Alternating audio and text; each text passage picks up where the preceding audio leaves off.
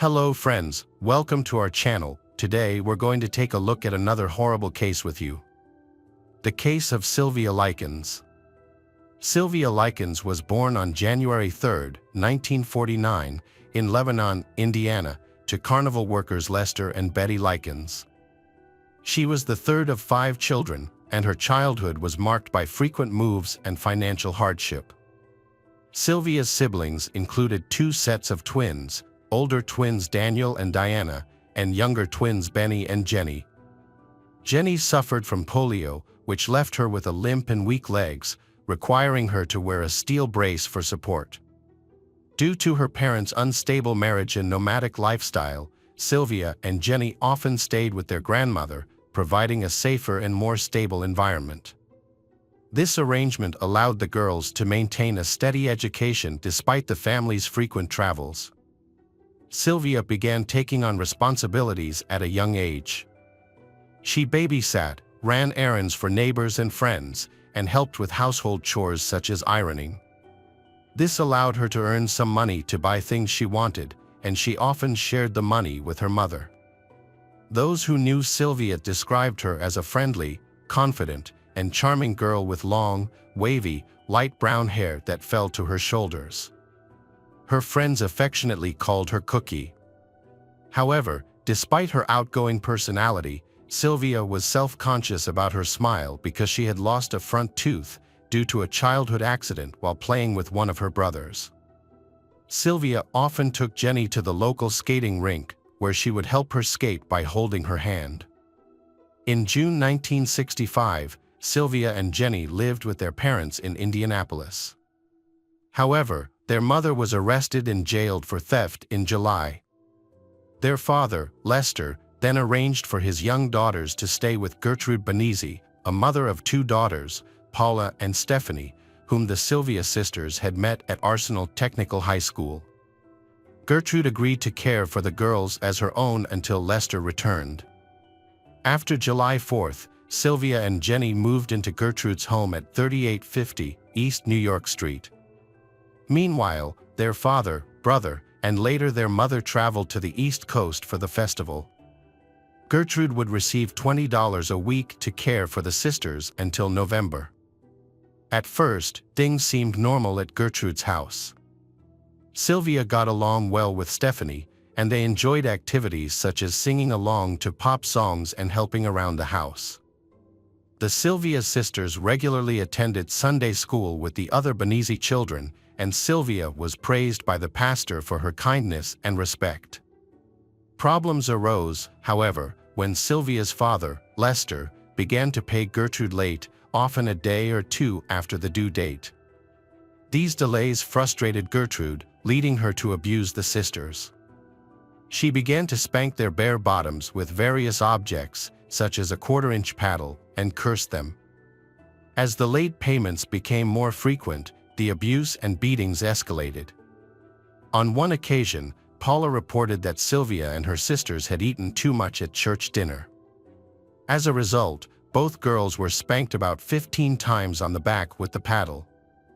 This occurred just a month after they moved in with Gertrude's family, in late August. Gertrude's behavior became increasingly abusive, with Sylvia as the primary target. It is possible that Gertrude's jealousy of Sylvia's youth and beauty contributed to her actions. Over time, the abuse became worse, with more frequent beatings. Sylvia was often starved. They were given only leftovers or spoiled food from the trash. On one occasion, she was falsely accused of stealing candy that she had actually bought.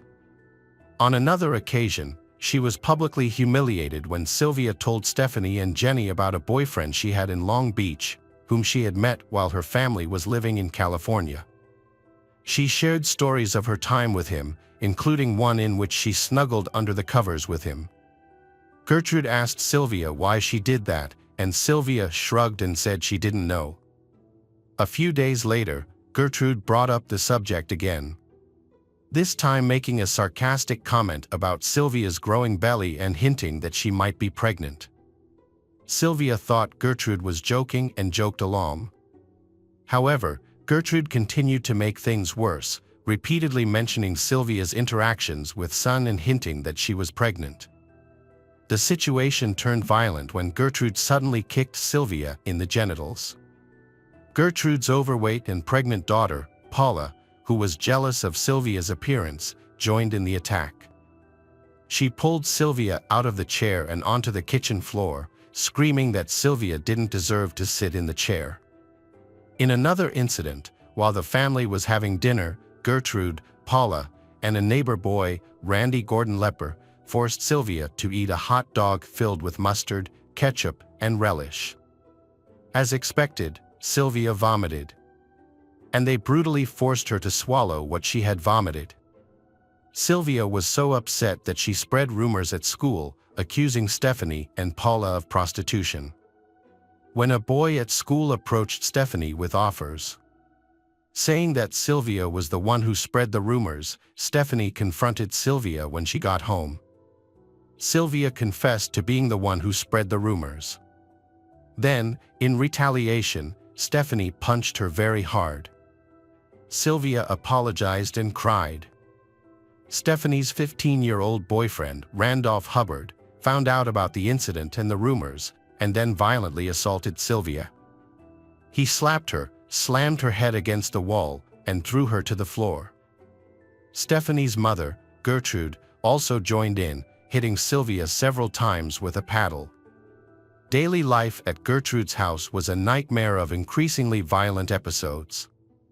On one occasion, Paula punched Sylvia in the face so hard that she broke her own wrist, concentrating her blows on Sylvia's mouth and eyes. Paula then used a brace on her arm to beat Sylvia even harder. The abuse the Sylvia sisters suffered was not limited to physical violence. Gertrude also abused them verbally and psychologically. On one occasion, she falsely accused Sylvia of being a slut and a prostitute, criticizing the immorality of prostitution and the degradation of women. Gertrude then forced her younger sister Jenny to beat her, threatening that if she refused, she would suffer the same abuse as Sylvia. The Sylvia sisters were abused not only by Gertrude's family, but also by Coy Hubbard and his classmates, who frequently visited Gertrude's home.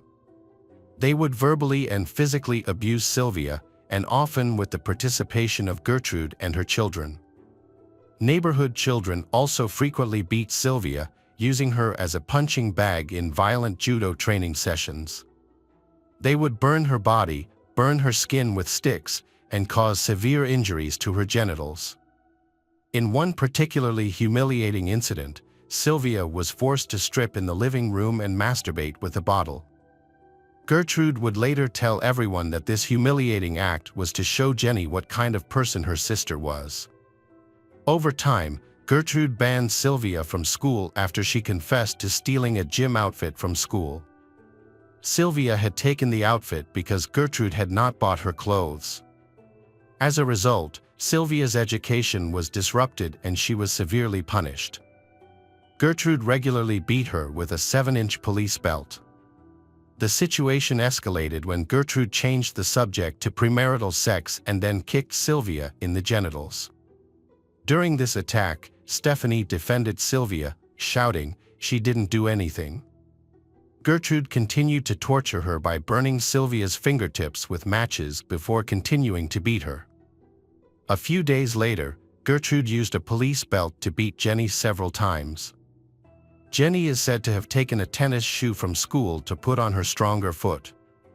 As the torture and abuse worsened, Sylvia was not allowed to use the bathroom and was forced to wet the bed as punishment for her incontinence. On October 6, 1965, Gertrude took Sylvia to the basement, tied her up, and barely fed or watered her. She was often tied to the basement stair railing with her feet barely touching the ground. Gertrude's family would occasionally stop abusing Sylvia to watch their favorite television show. Sylvia's tragic ordeal even involved the neighborhood children, who paid 5 cents each to participate in her humiliation, beating, burning, and eventually mutilation during her captivity in the basement.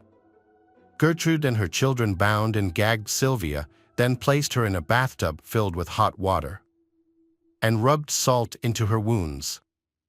After this incident, the father of a neighbor boy named Michael John Monroe anonymously called the Arsenal School to report that a girl with sores all over her body was living at Gertrude's house.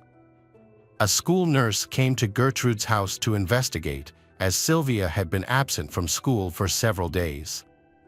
However, Gertrude lied to the nurse, saying that Sylvia had run away the previous week and that she did not know where she was.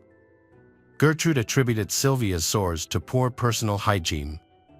Gertrude also claimed that Sylvia had been a negative influence on both her children and her sister.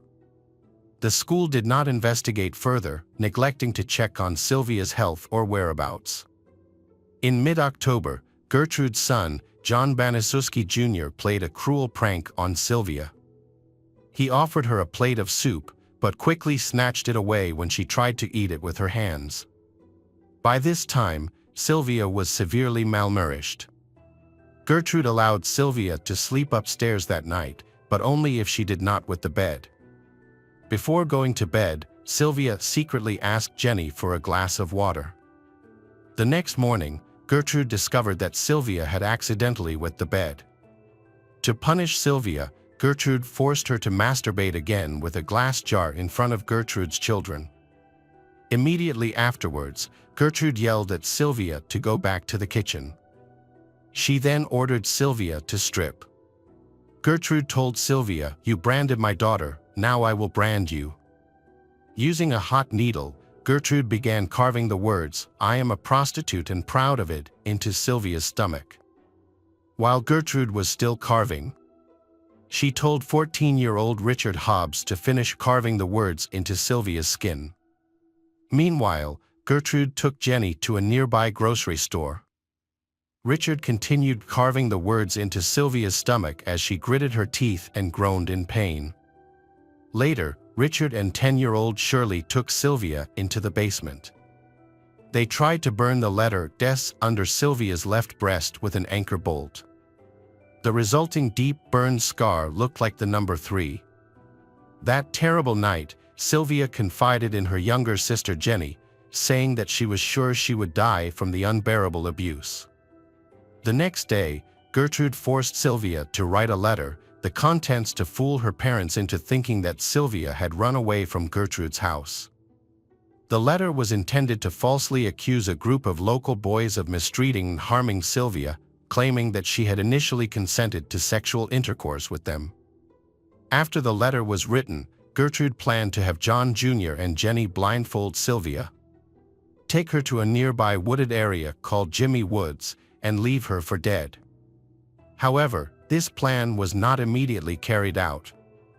Instead, Sylvia was tied to the railing of the basement stairs. Gertrude offered her biscuits, but Sylvia refused, offering to give them to the dog. Angered, Gertrude stuffed the biscuits into Sylvia's mouth, and she and her son John began to beat Sylvia savagely, aiming for her stomach. On October 26th, Sylvia's condition worsened. She had difficulty speaking and could no longer move her limbs properly. Gertrude took her into the kitchen, pressed her against the wall, and tried to feed her a donut and a glass of milk, but Sylvia was unable to hold the glass of milk properly. Gertrude became frustrated and assaulted Sylvia. After being thrown to the floor and returned to the basement, Sylvia became delirious, moaning and mumbling continuously. When Paula asked her to recite the alphabet, Sylvia could not read past the first 4 letters, indicating that her cognitive abilities were severely impaired. She was also unable to get up from the floor. That afternoon, a group of neighborhood tormentors gathered in the basement, and Sylvia attempted to identify them, waving her arms and shouting names. However, her efforts were hampered by her increasingly deteriorating physical and mental condition. After being repeatedly abused, Sylvia attempted to escape from the basement but collapsed from exhaustion before reaching the stairs. As a result, she faced severe punishment. Gertrude hit Sylvia hard on the head, knocking her unconscious, then stood there watching her for a while. At 5:30 p.m., Richard Hobbs arrived at Gertrude's house and went straight to the basement. There, he found Stephanie crying, holding Sylvia's weak and badly injured body. Her mother Gertrude instructed Stephanie to clean Sylvia, but Stephanie and Richard decided instead to bathe Sylvia with warm soapy water and dress her in clean clothes. After bathing, they placed Sylvia on a mattress in one of the bedrooms. In her final moments, Sylvia expressed her final wishes, to be with her father or at least taken home. After enduring severe punishment and weakened by lack of food, she eventually died from her injuries. When Stephanie discovered that Sylvia was no longer breathing, she attempted to revive her with artificial respiration. Meanwhile, Gertrude claimed that Sylvia had been faking her death.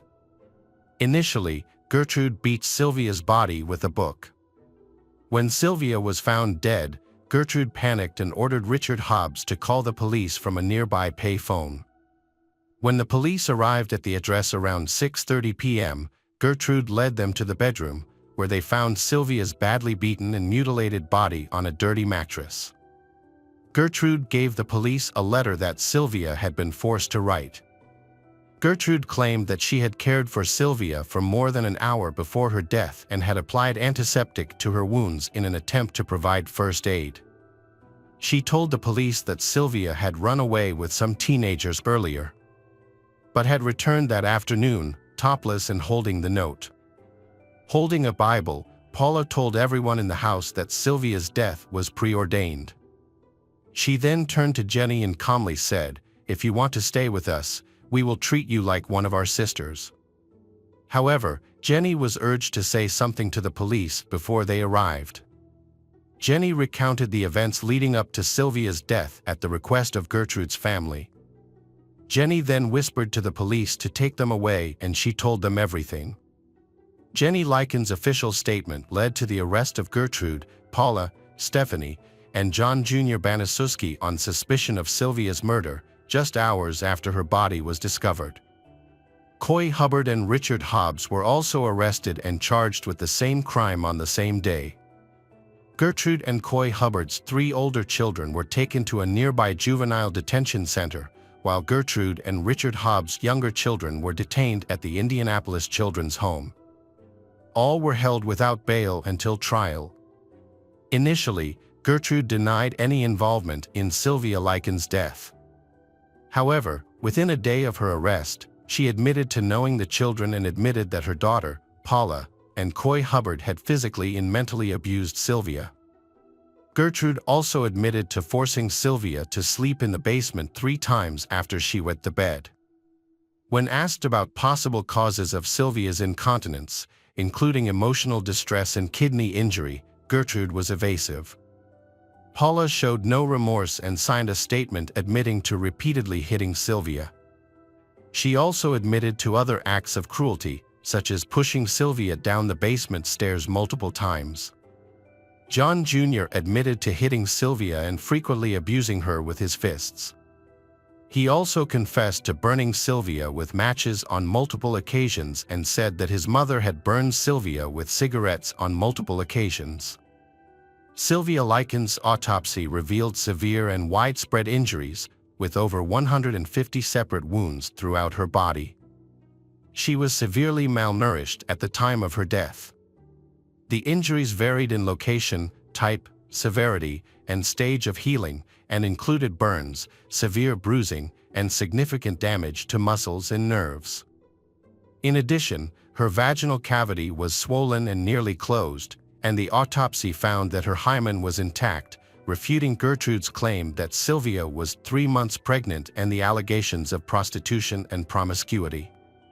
Sylvia Likens' official cause of death was severe head trauma resulting in bleeding into the brain. The cause was a blow to the right side of her head. The doctor also noted that Sylvia's body had suffered severe damage from prolonged abuse of her skin and underlying tissues, as well as prolonged malnutrition. Sylvia's body was found and it was estimated that she had likely died within 8 hours of her discovery. An autopsy revealed that Sylvia had been recently bathed, possibly after her death, which could have affected the rate of loss of body temperature and the onset of rigor mortis.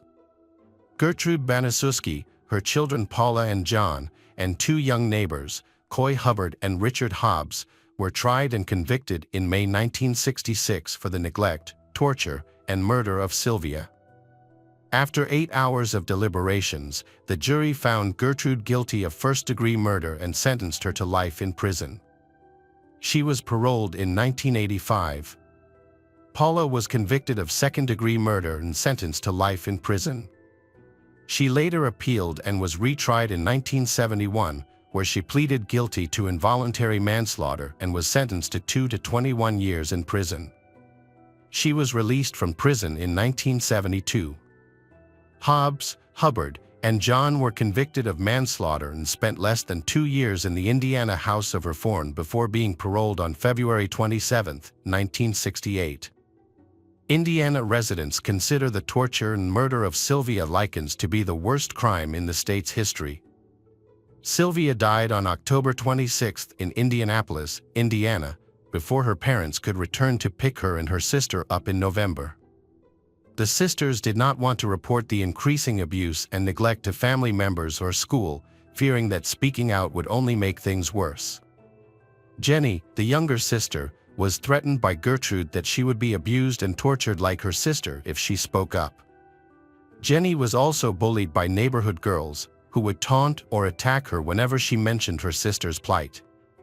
Neighbors, including a middle-aged couple who lived nearby, saw signs that the girls were being abused, but no one dared to report it to the police.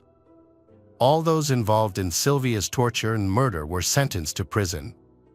Although some perpetrators do not serve full prison sentences, they will forever be haunted by the consequences and horror of their actions. Hey detectives! Welcome back. We've got another mysterious case to explore. The case of Angie Houseman. Angie Houseman was born on February 18, 1984, in St. Louis, Missouri. Her father left the family before she was born, and she would never have the chance to meet him. However, her mother married a man named Ronald when she was 1 year old, and in the addition of a younger brother to the family. The two sisters got along very well, with Angie particularly fond of her younger brother. Angie was known for her friendly and outgoing personality, always striving to build relationships with those around her. Her family resided in a peaceful suburban neighborhood in St. Louis. In 1993, at the age of 9, Angie attended the 4th grade at a local elementary school, about a mile away from her home. Her daily go-to-school involved taking a bus from a nearby stop, which her parents considered relatively safe due to its proximity to their house. Typically, Angie and her neighborhood friends walked together from the school to the bus stop after class. There were many parents watching from their windows to ensure their safety. This has become a habit in their neighborhood, intended to provide peace of mind that children will return home safely. On November 18th, Angie followed her usual routine, attending school and finishing at 3 p.m. She took the school bus home with a few neighborhood kids. At that point, the other kids continued to their homes. Angie walked alone the short remaining distance home, because her house was farther away. However, Angie didn't arrive home, and as the minutes passed, her parents started to worry. They knew Angie often chatted with friends on her way home, but it has never taken this long. Concerned, Angie's mom and stepdad decided to walk along her route from the house to the bus stop to see if they could find her. While walking, they met other kids from Angie's school. They confirmed she had gotten off the bus with them and headed in the direction of her home. The parents also spoke with neighbors who usually kept an eye on the kids, but were preoccupied on that particular day and hadn't seen anything. Angie's parents became more and more worried and insecure. They and their friends started searching the area along her route from the bus stop to their home.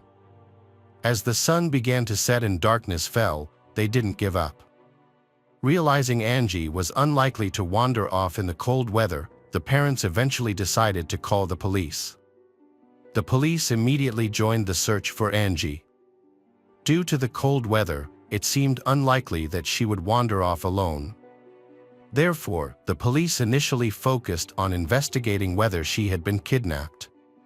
10 days before Angie went missing, an 11-year-old girl was almost kidnapped in a nearby area, which made everyone even more concerned. An unknown person approached the girl as she got off the school bus and attempted to pull her into the bushes. Fortunately, she managed to escape. However, since the assailant was still at large, the police believed he might be linked to Angie's disappearance. To investigate, officers deployed K9 units, which detected Angie's scent near the bus stop. The dogs tracked the scent about halfway to her house, but lost it suddenly, suggesting that Angie might have gotten into a vehicle at that location, which further supported the possibility of an abduction. The police expanded their search for Angie by deploying helicopters with thermal sensors and scouring the banks of a nearby stream, but they failed to locate either the girl or her belongings. The first day, the search turned up no results. As the investigation unfolded, the police released information about Angie's disappearance to the media, which quickly spread throughout the city. The police department receiving over 300 calls within 24 hours. To manage the influx of leads, more than 20 additional officers were assigned to the case. However, none of these clues were helpful in finding Angie. The detectives pursued every lead, with a strong focus on Angie's stepfather from the beginning. Despite this, he insisted he was innocent and willingly cooperated with the investigation, even agreeing to take a lie detector test in an effort to clear his name and help the police focus on finding Angie. During the investigation into Angie's biological father, a new piece of information came to light. Although he had never been in direct contact with his daughter, but the biological father had allegedly driven past her house multiple times to watch her play outside, according to Angie's mother. While detectives found this behavior suspicious, the biological father had a solid alibi that checked out. By the third day, the FBI joined the investigation, and the police department allocated even more officers to the case. It was clear to everyone that something serious had happened to Angie, as she could barely survive on the streets in such harsh weather conditions. A break in the case came when a witness in Angie's neighborhood reported seeing a suspicious man driving a blue sedan. The description matched a person who had attempted to abduct a girl just 10 days earlier. Based on this, investigators created a composite sketch, which was featured in the media and appearing on thousands of distributed flyers. Unfortunately, the identity of the suspect remained a mystery. As Angie's disappearance gained national attention through television, the number of leads increased. Police carefully evaluated each one but found no connections to the case. However, as the case drew more public attention, psychics started contacting Angie's family, claiming to have had visions of the missing girl. One psychic even named a specific location, a large national park 25 miles from Angie's home, where they believed she was being held. However, detectives chose not to pursue this information. To encourage tips, a $10,000 reward was offered for any information about Angie's location, resulting in an influx of tips. During the investigation, detectives discovered a disturbing detail. A few days before she disappeared, Angie mentioned to her teacher that she would be going on a nature trip with her uncle. However, this statement raised red flags, as Angie did not actually have an uncle, and her parents were unaware of what she meant by this claim. Detectives considered the possibility that Angie might have known the person who took her, referring to them as her uncle in conversation. Despite their efforts, investigators failed to uncover any information about this mysterious individual in the days that followed. The case seemed to be at a standstill until 9 days after Angie's disappearance, on November 27th. A young girl's body was discovered near a tree, severely mistreated. She had no clothing on and was bound with handcuffs. Her head was completely covered in tape, except for a small exposed area around her nose. A nearby bag contained personal items, including notebooks with her name, that confirmed the body was that of Angie. Autopsies by medical examiners revealed more disturbing details about Angie's death. A piece of underwear was found stuffed in her mouth after the tape on her head was removed. The investigation determined that she had died just hours before her discovery and had likely been held captive for 9 days before succumbing. Furthermore, experts concluded that Angie suffered numerous physical injuries and endured a sexual assault. A thorough examination of the crime scene by forensic experts led to the discovery of a fingerprint on the tape used to cover Angie's head. The police tried to find matching information in the database and between several suspects, but didn't bring any clues. Following the discovery of the body, the police increased their efforts in the investigation. As news of the tragic incident spread, local residents became fearful, increasing their vigilance. To protect their children, they started escorting them to and from school, meeting them at bus stops, and keeping a close watch over them at all times. On December 1st, a 10-year-old girl named Casey Dissa went missing in a nearby town, just 10 miles from Angie's house. Casey had received permission from her mother to visit friends who lived a short distance away. But she never made it to their home. The police were unsuccessful in locating her, fueling the detectives' fear that they might be dealing with a serial killer. Initially, detectives did not rule out the possibility that the same person was responsible for both Angie's and Casey's disappearances.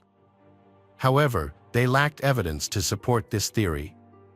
10 days later, Casey's body was found in St. Louis, wrapped in bedding in a curtain. The cause of death was determined to be severe head trauma from multiple blows. Despite the investigation, detectives were unable to uncover any leads pointing to the killer. Furthermore, the distinct nature of the two crimes led them to reconsider their initial theory. As a result, they began to consider the possibility of two separate murderers in the same month. Investigations into Angie's disappearance led detectives to identify a man who had attempted to abduct another girl a few days earlier. The suspect, 37-year-old Gary, frequently traveled to St. Louis for work. Although he became a person of interest in the murders of Angie and Casey, he had a solid alibi for the time they went missing. However, during questioning, Gary admitted to assaulting 4 other girls and was ultimately sentenced to 5 years in prison. The following February, the case took a new turn.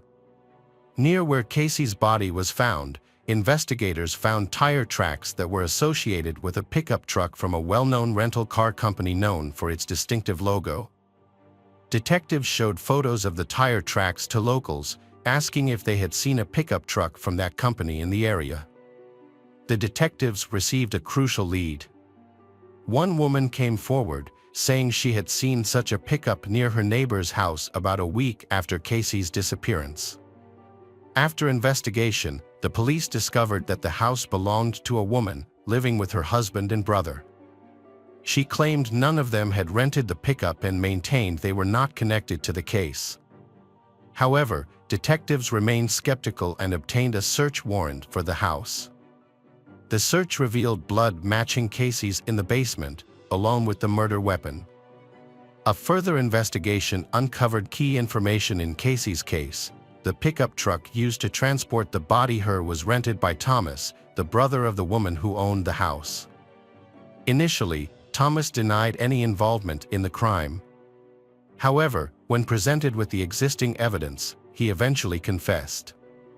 According to Thomas's statement, Casey knocked on his door and wanted to invite his nephews to come out with her. Thomas invited Casey into the house and led her to the basement, where he attempted to assault her.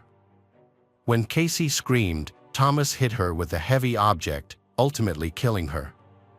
He then covered her body with bed sheets. Despite committing the crime, Thomas went to work as usual.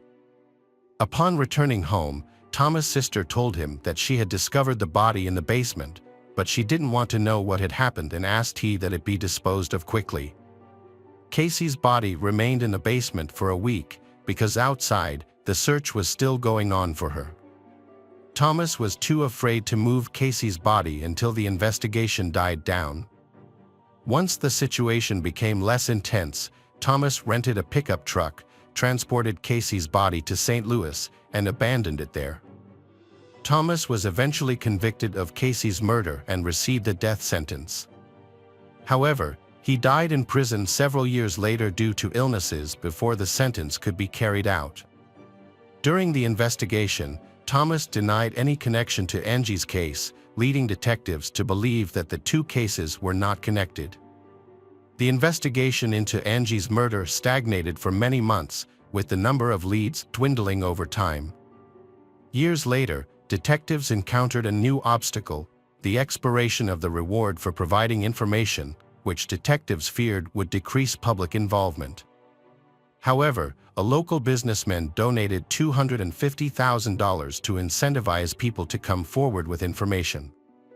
This bonus was one of the biggest at the time, generated a large number of tips, but disappointingly, the case remains unsolved.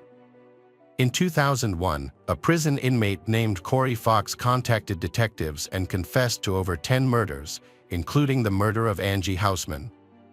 Detectives met with Corey, then he recounted how he and an accomplice abducted Angie from the street and held her captive in his house for several days. Initially, the plan was to demand a ransom in exchange for Angie's safe return. However, Corey and his accomplice became concerned that they might be identified and decided to murder her.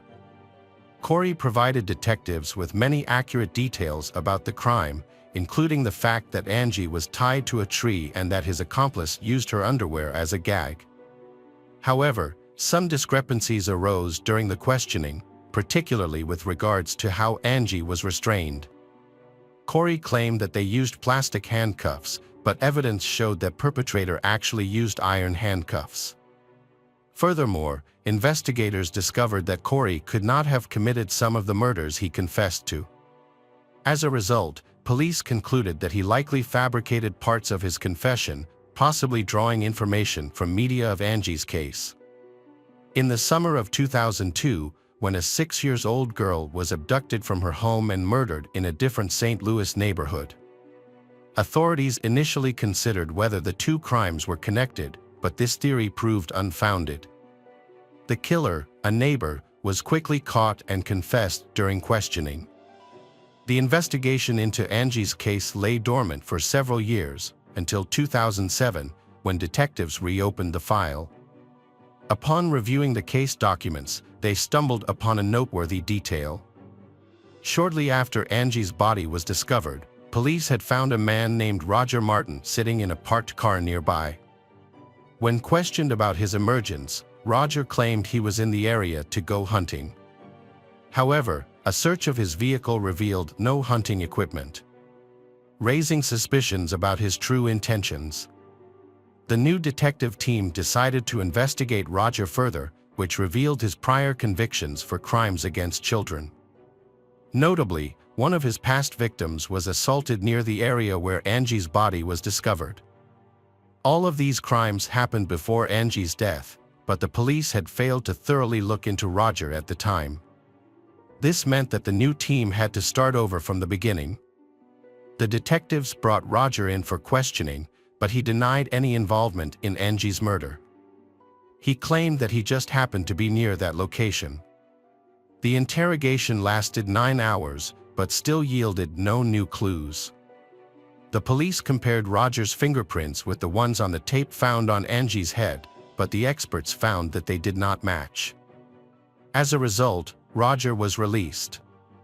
Although the police continued to consider him a suspect, they lacked sufficient evidence to hold him. The case of Angie saw a breakthrough in 2018, when the St. Louis Police Department created a task force specifically to investigate this case. With the advancement of technology, the detectives re-examined the existing evidence, searching for new leads. Their investigation centered on 3 crucial pieces of evidence: the handcuffs, the tape from Angie's head, and her underwear used as a gag. Despite repeated efforts since 1993, experts had struggled to detect the perpetrator's DNA on these items.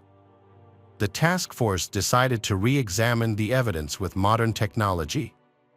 The detectives first focused on the handcuffs but encountered a difficulty due to the presence of Angie's blood covering almost the entire surface. Next, they turned their attention to the tape from Angie's head, but faced another obstacle.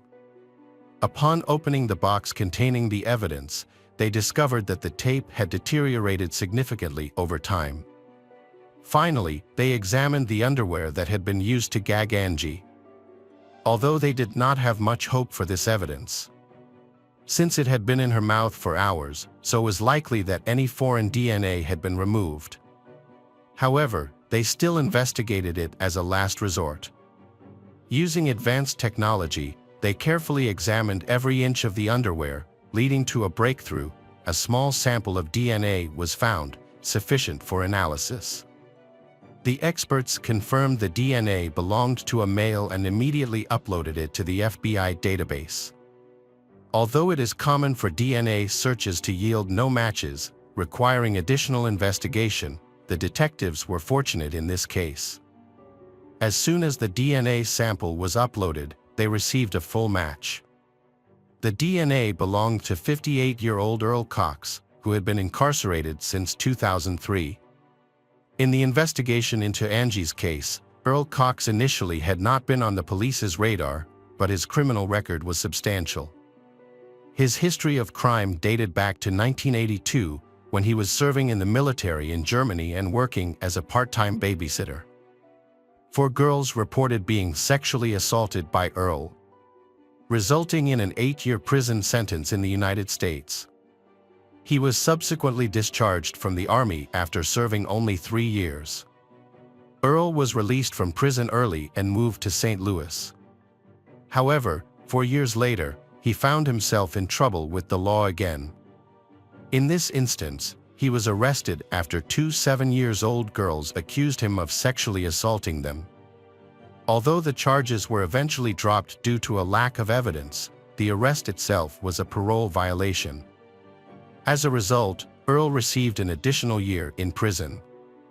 After serving this extra year, Earl was released in 1992 and settled in St. Louis, where his relatives lived. The following year, a tragic incident happened. Earl abducted and killed Angie. In 2002, Earl was arrested again for operating a secret online platform where individuals shared child abuse content. The FBI had been monitoring his activities and set a trap by having an undercover agent pose as a 14-year-old girl and make contact with him. Earl made explicit intentions to exploit the girl and sent money for her to meet him. However, when Earl showed up at the meeting place, he was met by armed FBI agents instead of the girl. This led to his arrest. A search of his computer revealed a massive collection of over 45,000 images of child abuse. Further investigation also revealed that Earl was the mastermind behind the platform, leading to the arrest of 60 more individuals associated with the site. This operation was one of the largest against pedophiles in the country. In 2003, Earl was sentenced to 10 years in prison. However, when his sentence ended, a judge used a legal loophole to keep Earl in detention, citing him as a serious threat to children. As a result, Earl remained in prison. In 2019, a DNA match linked Earl to Angie Houseman's case. Detectives visited him in prison, but Earl denied involvement and requested a lawyer. Despite the strong DNA evidence, investigators took an alternative approach. They offered Earl's lawyer a deal. In exchange for Earl's confession, the prosecution would drop the death penalty and pursue a life sentence instead. Earl agreed, likely aware that he would lose the case in court. When detectives returned to the prison, Earl shared his account of incident. Although some details raised suspicions, his admission to the murder was the key point for investigators. Earl claimed that on November 18, 1993, he was driving through his family's neighborhood when his car broke down. And while he was trying to find out what was wrong with the car, a school bus pulled up and children disembarked. While the others went home, Angie remained outside, drawing Earl's attention. Earl claimed that when Angie approached him, they had a brief chat, and he noticed she seemed extremely cold. He offered her a ride in his car, which she allegedly accepted. Earl then took Angie to Burger King to get food and afterwards took her to his home. Here, he sexually assaulted her for several days. Eventually, Earl decided to dispose of Angie, drove her to a remote location where her body was later found, and tied her to a tree. However, she was still alive at that time. Detectives had doubts about certain parts of Earl's story. They didn't think Angie would agree to go anywhere with a stranger, especially since she only had a short distance to walk home. Investigators have questioned Earl's story about the car breakdown, as he claimed the car stalled but started again as soon as Angie approached. It seems more likely that Earl saw Angie and decided to abduct her. A more probable scenario is that he lured her into the car by lying or threatening her. This is more credible than his confession. Detectives were to obtain the confession they needed for the murder. Earl Cox was sentenced to life in prison without parole by a judge in August 2020. Although justice had been served, it came too late for Angie's mother, who had passed away from cancer in 2016.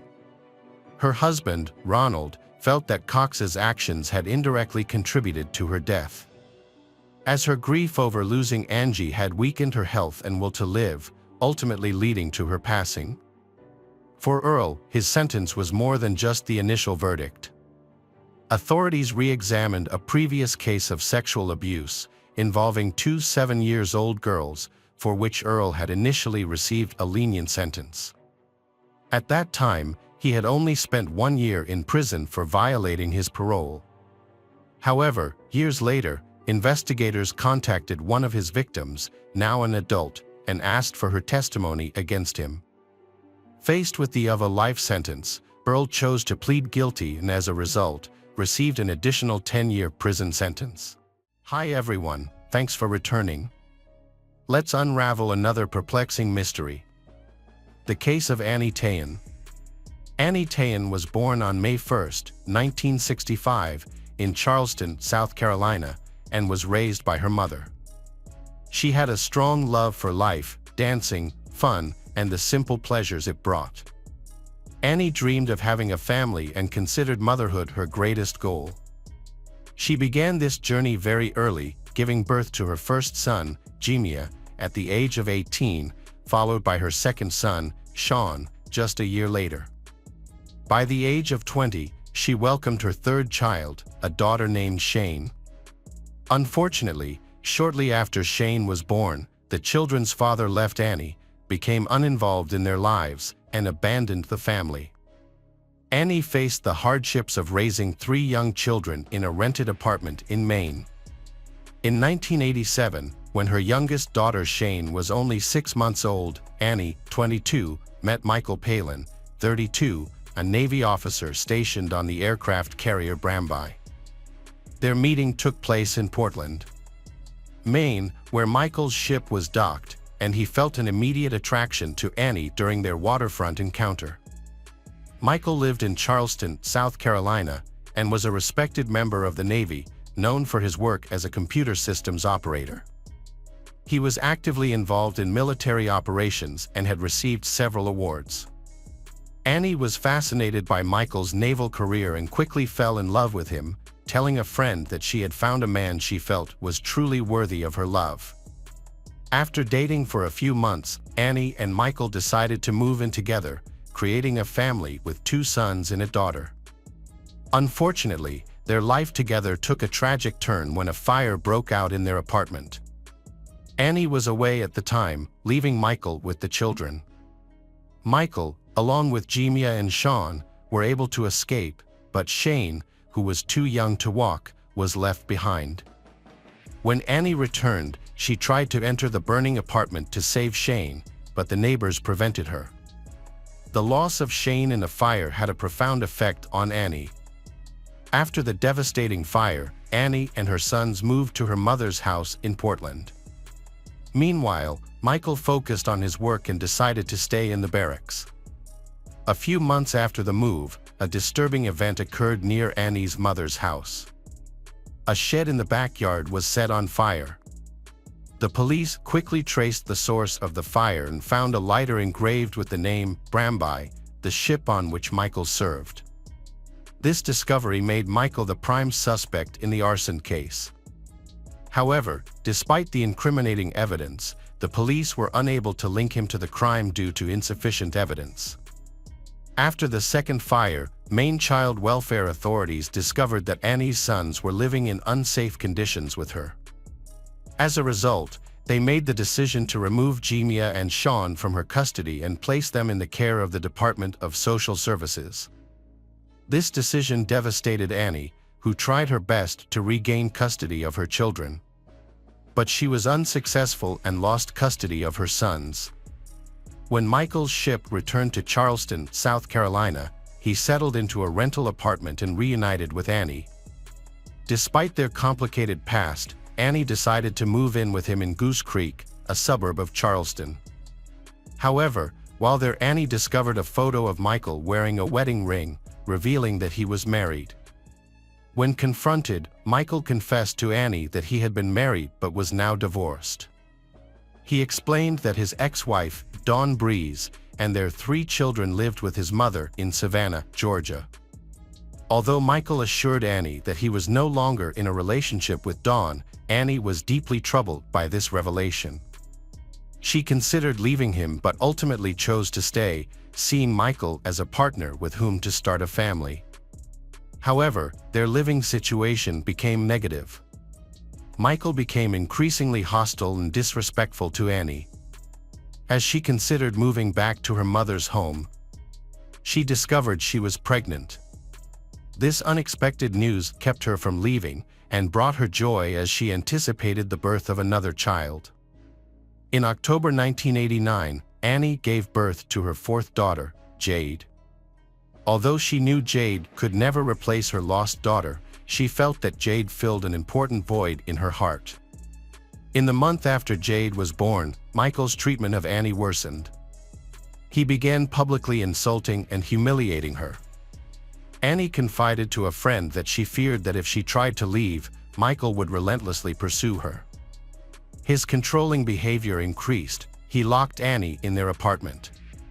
When he left for work, he would disconnect his phone and take it with him.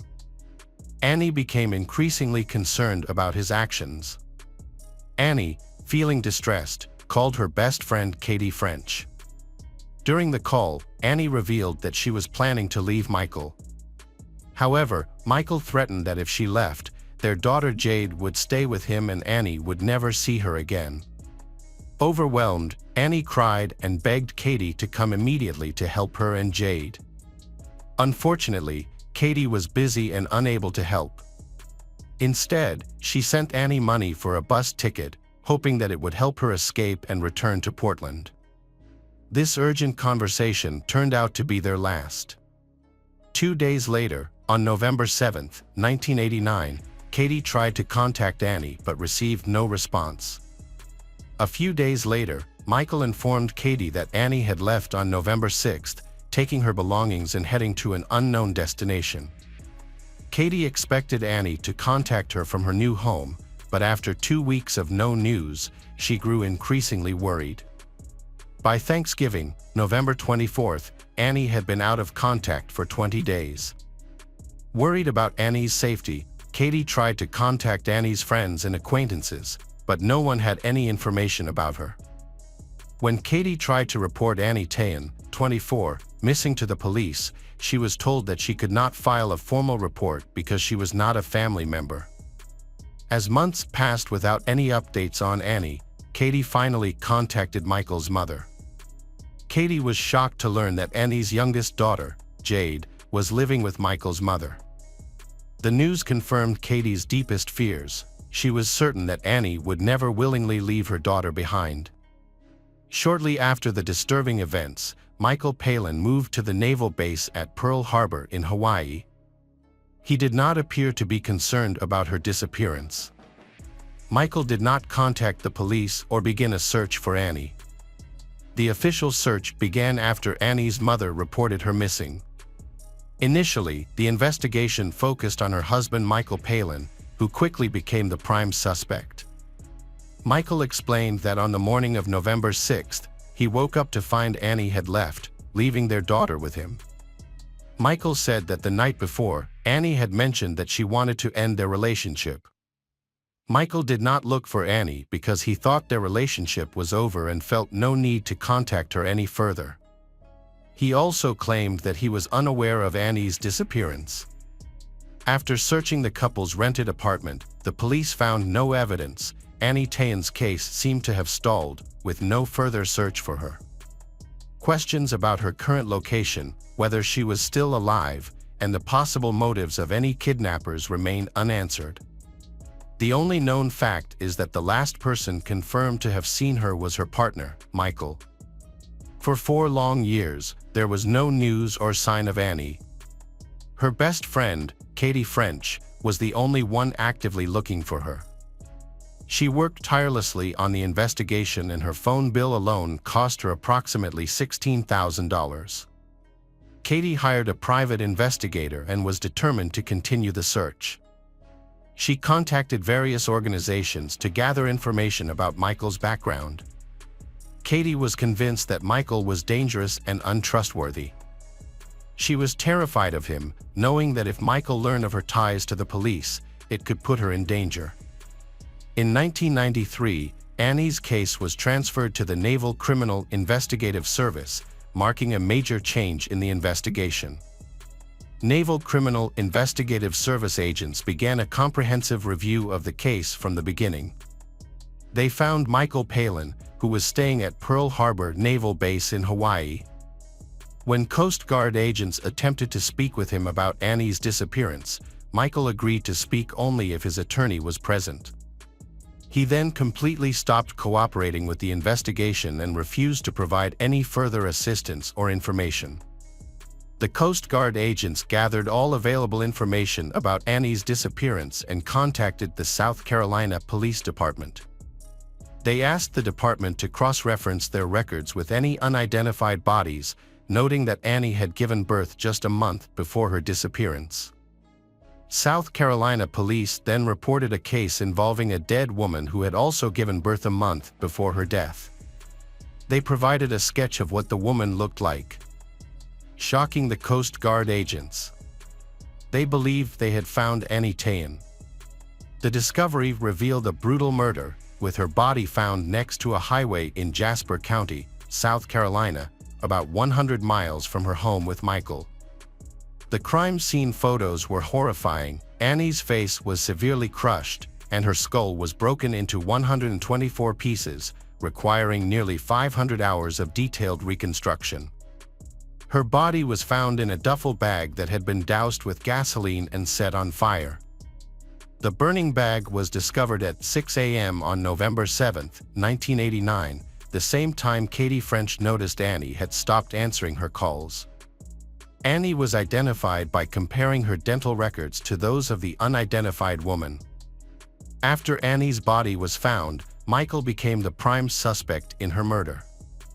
The Coast Guard developed a detailed investigation plan, starting with a review of his financial transactions.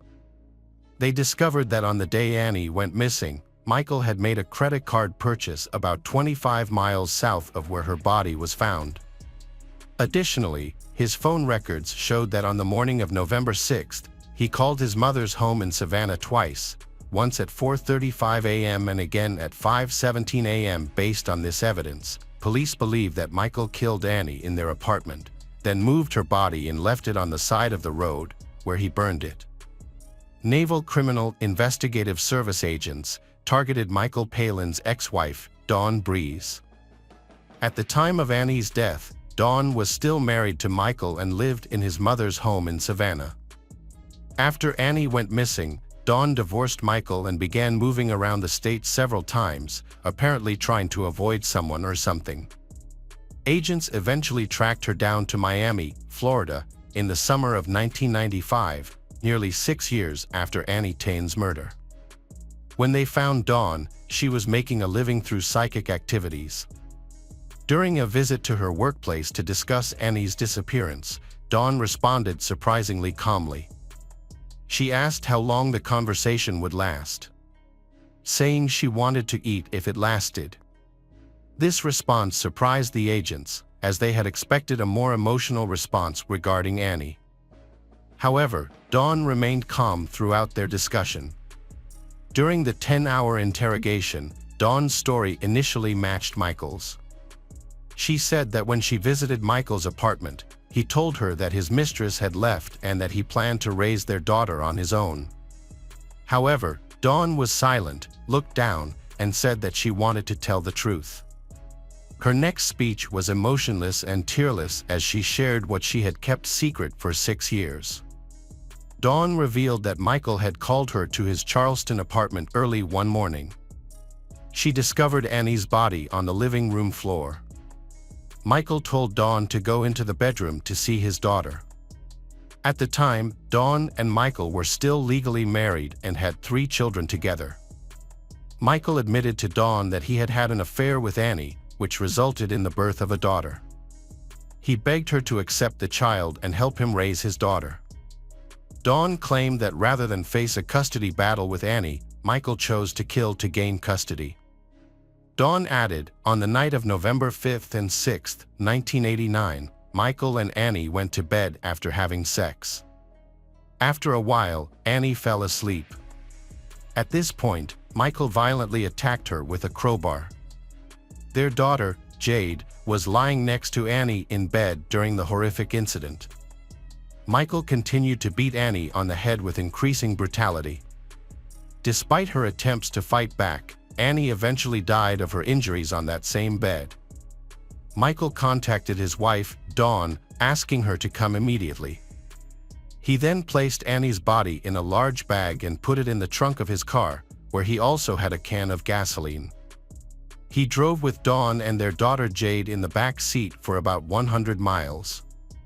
When they reached a quiet area on the side of the road, Michael took Annie's body out of the trunk, doused it with gasoline, and set it on fire. After making sure the fire was burning well, he quickly returned to the car and drove Dawn and Jade back to his mother's house in Savannah. Dawn's revelation was crucial evidence in the investigation. The police asked Dawn to make a recorded phone call to Michael to talk about Annie's murder. Dawn agreed and called Michael, expressing her concern about the discovery and identification of Annie's body. Michael's response was, "No, they didn't." During the call, Dawn told Michael that blood had been found in their old apartment and that Naval Criminal Investigative Service agents suspected they were involved in a murder. She encouraged Michael to come up with an explanation for the blood. Michael responded, "Okay, we need to work together and come up with a solution." Although he did not admit anything directly, his demeanor showed that he understood the seriousness of the situation. At the end of the conversation, Michael warned Dawn to be careful with her phone calls and assured her that they would work together to resolve the situation. Naval Criminal Investigative Service agents took Dawn to the crime scene to search for any remaining evidence. To protect her identity and ensure her safety as a cooperating witness, they disguised her before arriving at the apartment. Dawn carefully described and demonstrated where Annie's body was and the sequence of events. She pointed out a spot near the wall and baseboard where a significant amount of blood had seeped into the carpet and concrete floor below. Since Michael had moved out, the landlord had replaced and cleaned the carpet several times, which explained the lack of visible evidence. However, when the police used a special chemical on the concrete floor, a large purple stain appeared, indicating the presence of protein and confirming Dawn's account of where Annie's body had been. Despite the blood on the concrete, the Naval Criminal Investigative Service agents had difficulty confirming that the substance was blood, so they continued to search for more physical evidence.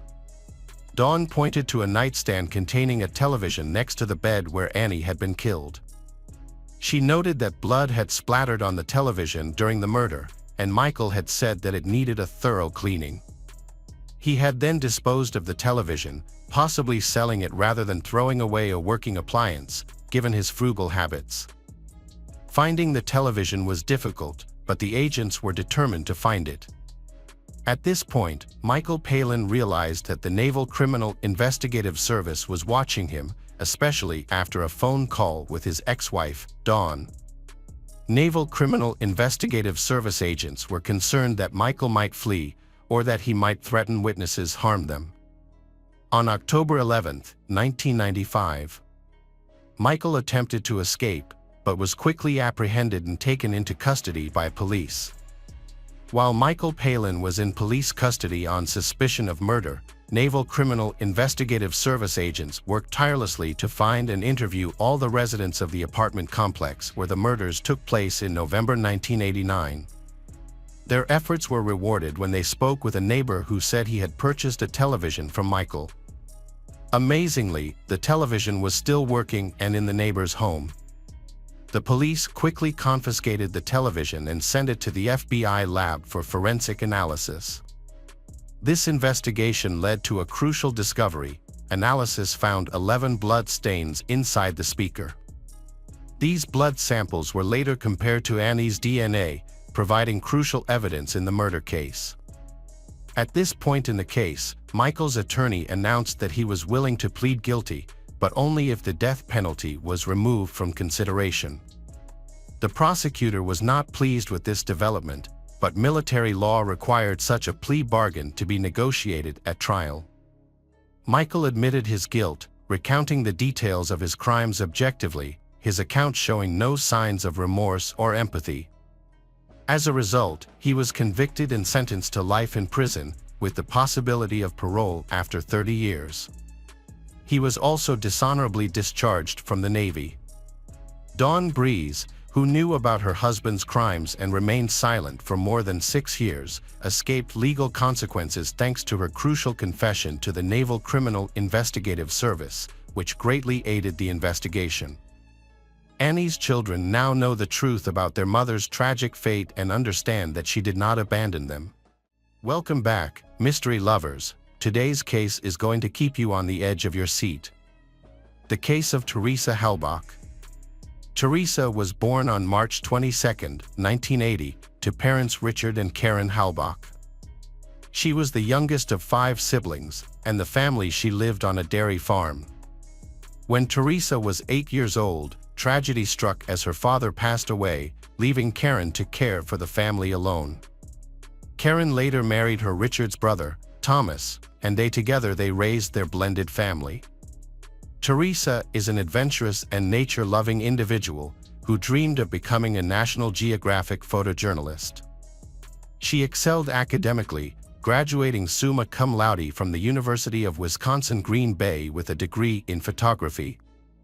After college, Teresa continued her work with Pierce Photography, a company where she had interned during her studies. She also launched her own business, Photography by Teresa, operating from the Pier studio. Teresa traveled extensively for her work and to supplement her income. She took on freelance photography jobs for Auto Trader magazine, photographing vehicles for sale. Tragically, this job ultimately resulted in her premature death. All evidence pointed to a single suspect, Stephen Avery. He had contacted Teresa to schedule a photo shoot of his sister's minivan. According to records, Teresa was last seen at 2:30 p.m. that afternoon. This was later confirmed by Stephen's nephew, Bobby, who told the police that he saw Teresa's car enter the salvage yard. Stephen was originally charged with using a gun on November 11, 2005. Subsequent charges included the murder of Teresa Halbach, her kidnapping, and the mutilation of her body. However, while being investigated for these crimes, the police found blood in the SUV Teresa's that matched Stephen's. In his room, they discovered a set of car keys belonging to Teresa. Throughout the investigation, he insisted that the police were attempting to frame him. Stephen was born on July 9, 1962, in Wisconsin, where he grew up with his parents Dolores and Alan, and siblings Charles, Earl, and Barbara. However, he had a troubled past, having dropped out of high school with a reported IQ of 70. In 1981, he was jailed for 10 months after breaking into a bar. In the following year, he was found guilty of animal cruelty for brutally killing his pet cat. The cat was doused with gasoline and set on fire, resulting in a 9-month prison sentence. Stephen had a record of behaving violently in the past, including an incident where he threatened his cousin, Sharon Morris. He chased her off the street and pointed a gun at her, claiming that she was spreading false rumors about him. Although Stephen received a 6-year sentence for this crime, but then he was given bail. However, an incident led to his wrongful imprisonment for nearly 2 decades. Henny Bernstein was attacked on a beach in Two Rivers on July 29, 1985. She described her attacker to the police, and the description closely matched Stephen. As a result, he was arrested and charged with the attack on Penny. Despite his claims of innocence, his appeals in 1987 and 1996 were denied by higher courts.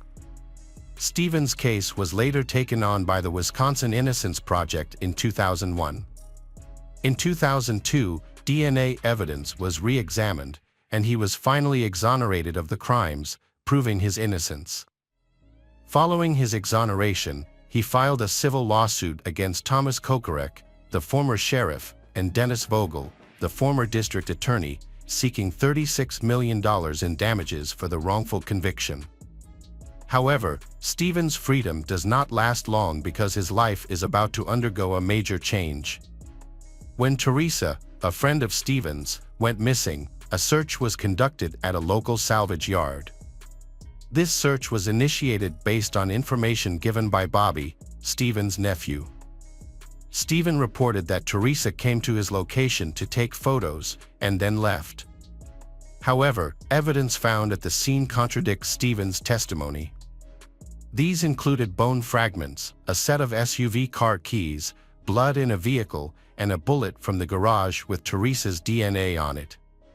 As a result, Stephen was jailed for Teresa's murder. During this time, he received a sum of $400,000 in a settlement in February 2006. The investigation also involved questioning Stephen's 16-year-old nephew, Brendan Dassey. It is worth noting that Brendan was not accompanied by his parents or lawyer during the interrogation process. Initially, Brendan confessed to the crime, stating that he and Brendan had assaulted and killed Teresa before burning her body.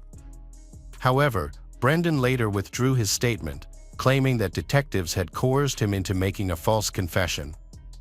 In 2006, Brendan was charged as an accessory to the murder, a charge that stemmed from his initial statement.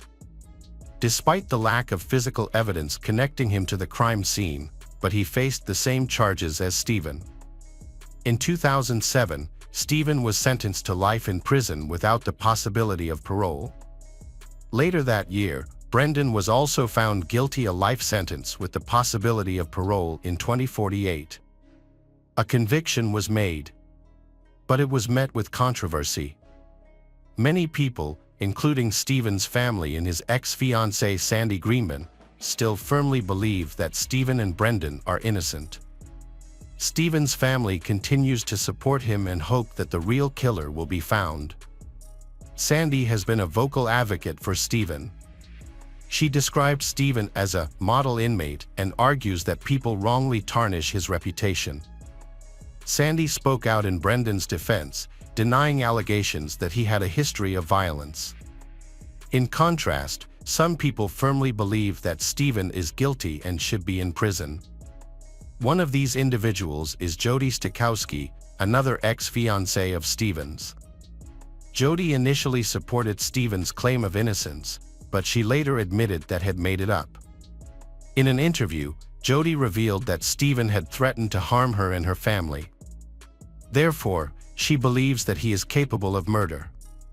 Jody said that Stephen wanted revenge on women, believing that he had been treated unfairly and that his life had been affected because of it. She strongly believes that Stephen is untrustworthy and described him as a monster.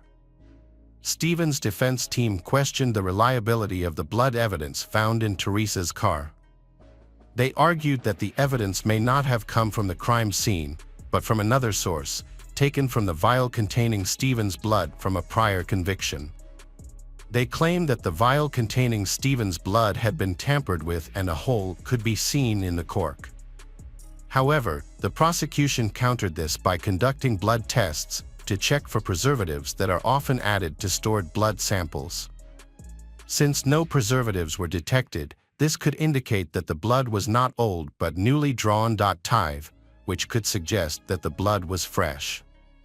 Stephen's defense team disputed this finding, they calling in an expert witness, who claimed that the test results were unclear, and negative result could mean that there really is no preservative or that the testing technology is not advanced enough to detect preservatives.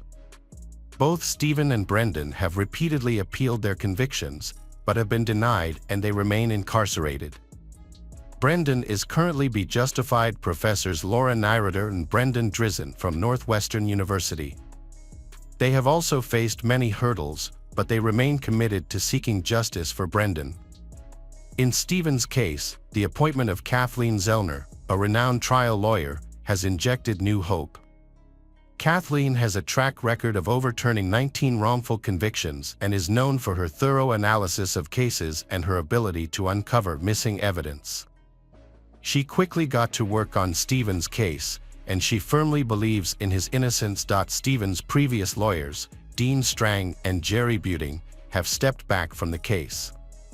In August 2016, Kathleen requested that new scientific tests be conducted on evidence from the case, and she was willing to cover the costs. Her goal was to prove that Stephen was framed for the crime. She focused on 3 burn pits found at the scene, which showed signs of human remains being burned. Notably, a human pelvic bone fragment was discovered, which had been mistakenly included with Teresa's remains. This discovery suggests that Teresa's remains may have been intentionally placed in Stephen's burn pit. Unfortunately, his defense was denied the chance to examine these bones because the prosecution failed to disclose them. Kathleen claimed that this was a Brady violation, meaning that crucial evidence that could have helped exonerate Stephen was not provided in time. Despite this setback, Kathleen continued to investigate the case from a new angle, which could lead to the identification of a new suspect. Kathleen decided to investigate the Bobby family's computer as an alternative to testing the bone fragments. The computer analysis revealed several disturbing findings, including violent and pornographic images of women being tortured and videos showing women as victims.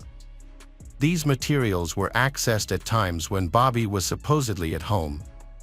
Furthermore, Barbara Taddick, Bobby and Brendan's mother, her husband Scott, and Stephen's sister seemed to conceal evidence to avoid implicating Bobby. The forensic team successfully recovered 2,449 pages of data from the computer, including all of Bobby's searches, videos, and photos, and transferred it to a CD-ROM as evidence for the retrial. Bobby is the older brother of Brendan and the nephew of Stephen. During his uncle Stephen's trial, Bobby served as the prosecution's key eyewitness. According to Bobby, the last time he saw Teresa, she was heading towards Stephen's house. Later that afternoon, after returning from hunting, Bobby claimed that he was unable to find Teresa or her car. Brad Dassey, the half-brother of Bobby, has made several claims that have added. He believes Stephen is innocent. Additionally, Brad has stated that Barbara and Scott erased the computer's history, including all pornographic content. A key piece of evidence could potentially clear Stephen and Brendan's names, while further implicating Bobby. An eyewitness, Thomas Sawinski, has come forward claiming to have seen Bobby with an older man pushing Teresa's SUV back into the salvage yard. Thomas stated that he was driving to deliver newspapers when he saw the duo. As he passed them, Bobby attempted to stop him by stepping into the road. Thomas swerved to avoid Bobby and continued on his route. Thomas described Bobby as appearing unhappy to see him there. After learning about the SUV's discovery, Thomas contacted police to share what he had seen. However, the police rejected this, who told him they already knew who is the culprit. New testimony has cast doubt on the credibility of the prosecution's key witness, Bobby. Kathleen believes that if Thomas's claims are true, then Bobby's entire statement is false. She argued that the rejection of key evidence supporting Stephen's case deprived him of the opportunity to prove his innocence for years. The appeals court is considering the new evidence and make a decision in November 2022. Kathleen continues to represent those she believes have been wrongfully convicted. However, throughout the process, Brendan has maintained his innocence. The question remains as to whether Stephen is truly guilty. Hi everyone, thanks for returning. Let's unravel another perplexing mystery. The case of Alyssa Burkett. Alyssa Burkett was born on December 31, 1995, in Mosquito, Texas, to Teresa and Burkett and Joshua Forey.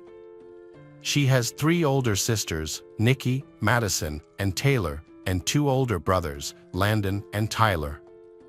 Alyssa showed creative talent from a young age.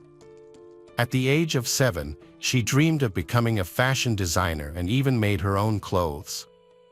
Her grandfather, Russell Forey, a musician, encouraged Alyssa's passion, and at the age of 13, Alyssa decided to change her career path and pursue a career in law. Russell supported Alyssa's decision. After graduating from Royce City High School, Alyssa enrolled in a local college. When she was 18, Alyssa met a boy named Andrew Bird. He was 9 years older than her and seemed to be a mysterious bad boy. Despite her family's objections, Alyssa began pursuing Andrew. The relationship was unstable and complicated. Andrew did not work and relied on Alyssa for support. However, Andrew was very possessive, constantly monitoring Alyssa's every move. Her friends advised her to break up with Andrew many times, but Alyssa did not listen.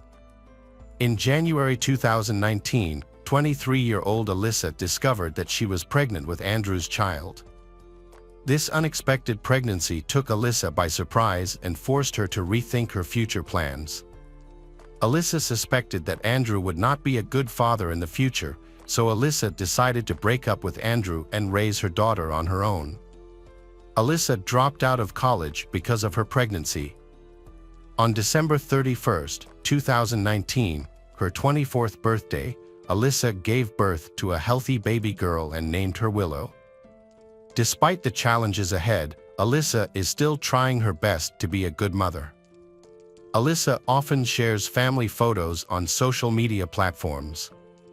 People close to Alyssa describe her as outspoken, energetic, kind, and has a bright smile. Alyssa has worked hard to earn money to take care of her daughter. She is working at Green Tree, a residential real estate company. With the support of her family, especially her grandparents, Alyssa tried to give her daughter a peaceful childhood while staying away from Andrew because she considered him unreliable. However, Andrew refused to give up. He initiated a fierce legal battle to gain custody of Willow, asserting that Andrew would achieve his goals at all costs and nothing could stop him. In April 2020, just 4 months after Willow was born, a woman named Holly Elkins, 22, appeared in Andrew's life. Holly Elkins quickly moved in with Andrew and began planning their life together. Holly Elkins saw Alyssa as a rival and sought to eliminate her from Andrew's life. Alyssa considered herself the best mother for Willow. She began to feel the growing threat from Andrew and his fiancée Holly Elkins. Friends advised Alyssa to be cautious and prepare for the worst. Little did Alyssa know that her life was about to be seriously threatened. As soon as Andrew Bird and Holly Elkins began dating, they immediately launched a plan to bring Alyssa down. Their goal was to ruin Alyssa's reputation and take away Alyssa's custody of their child in order to gain custody of Willow. In text messages, Holly Elkins openly expressed her desire to eliminate Alyssa. Holly Elkins wrote to Andrew that Alyssa was controlling him, making him prioritize Alyssa, and demanding that Andrew show subservience to Alyssa. Holly Elkins viciously criticized Alyssa, calling her a liar, stupid, and a bad mother. Holly Elkins encouraged Andrew to take action against Alyssa, claiming that Alyssa was hindering their family happiness with Willow. Holly Elkins and Andrew installed a GPS tracking device on Alyssa's car to monitor her every move. Holly Elkins then anonymously called 911, falsely reporting that Alyssa was driving erratically in order to discredit her with the police. On another occasion, Holly Elkins went to the police station and falsely accused Alyssa of attacking her. To prove this story, Holly Elkins scratched her chest. The couple also hired a private investigator to find evidence against Alyssa and her new boyfriend. However, the detective did not find any evidence that could incriminate Alyssa, but Holly Elkins and Andrew did not give up. In September 2020, Holly Elkins and Andrew hid drugs and unregistered weapons in Alyssa's car and anonymously reported that Alyssa was trafficking drugs from her car. During the interrogation, Alyssa cried and insisted that she had nothing to do with drugs and immediately suspected Andrew of having a role in the plot, with the aim of discrediting Alyssa in the eyes of the police. Unfortunately, she could not prove it. Holly Elkins and Andrew planned every detail of the crime. On September 10, 2020, Holly Elkins went to a sports store with Andrew. There, Andrew bought a black raincoat with cash, and Holly Elkins helped Andrew choose the right outfit for the crime plan. On September 14, Holly Elkins went to a pharmacy and bought dark foundation and other cosmetics to disguise Andrew.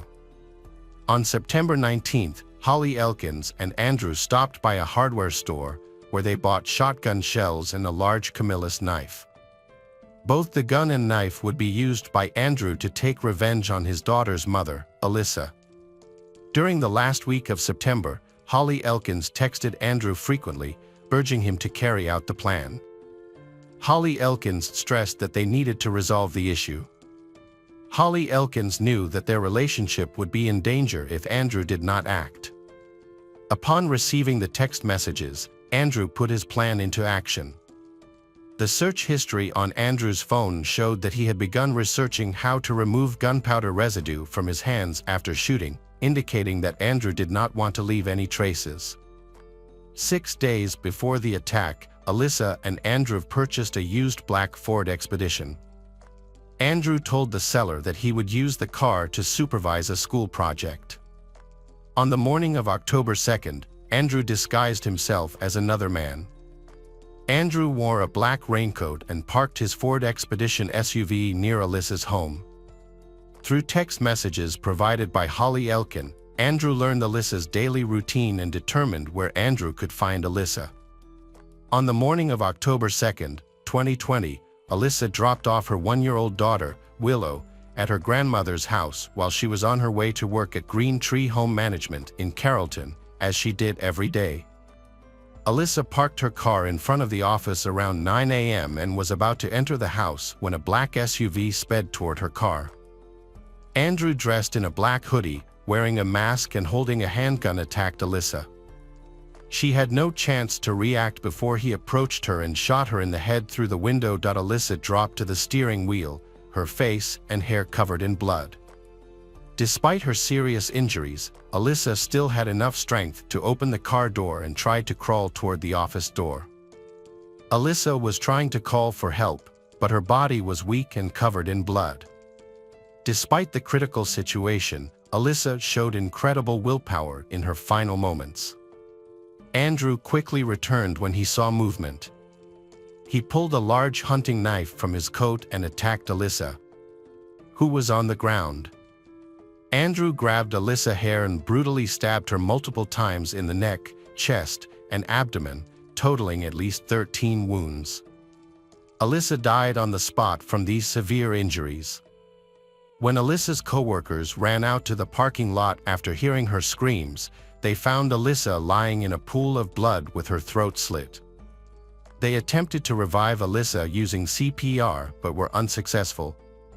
By this time, Andrew had escaped in his black SUV, leaving the bloody weapon at the scene. Witnesses described the attacker as a tall, muscular man dressed all in black with a mask or hood. Many people mistook him for an African American at the time of the attack. According to Holly Elkins, she was at home with Andrew's daughter, Willow, giving her an alibi. Holly Elkins later told police that Andrew was believed to be with her the entire time. The brutal murder, which happened so brazenly in a public place, shocked the people of Carrollton. They were puzzled about the motive for this dangerous crime.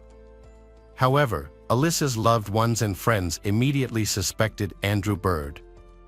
They knew about the ongoing dispute between Alyssa and Andrew over the custody of their child. Alyssa's mother, holding back tears, reported her suspicions about Andrew to the police. She shared with the police about Andrew's threats and harassment of Alyssa, as well as the long legal battle for custody of her granddaughter. According to her, Andrew had repeatedly stated that Alyssa would not be allowed to raise their daughter Willow.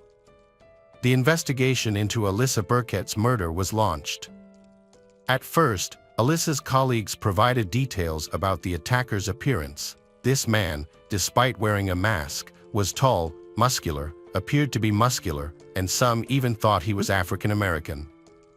The testimony of Alyssa's loved ones made her ex-boyfriend, Andrew Bird, the main subject of the investigation.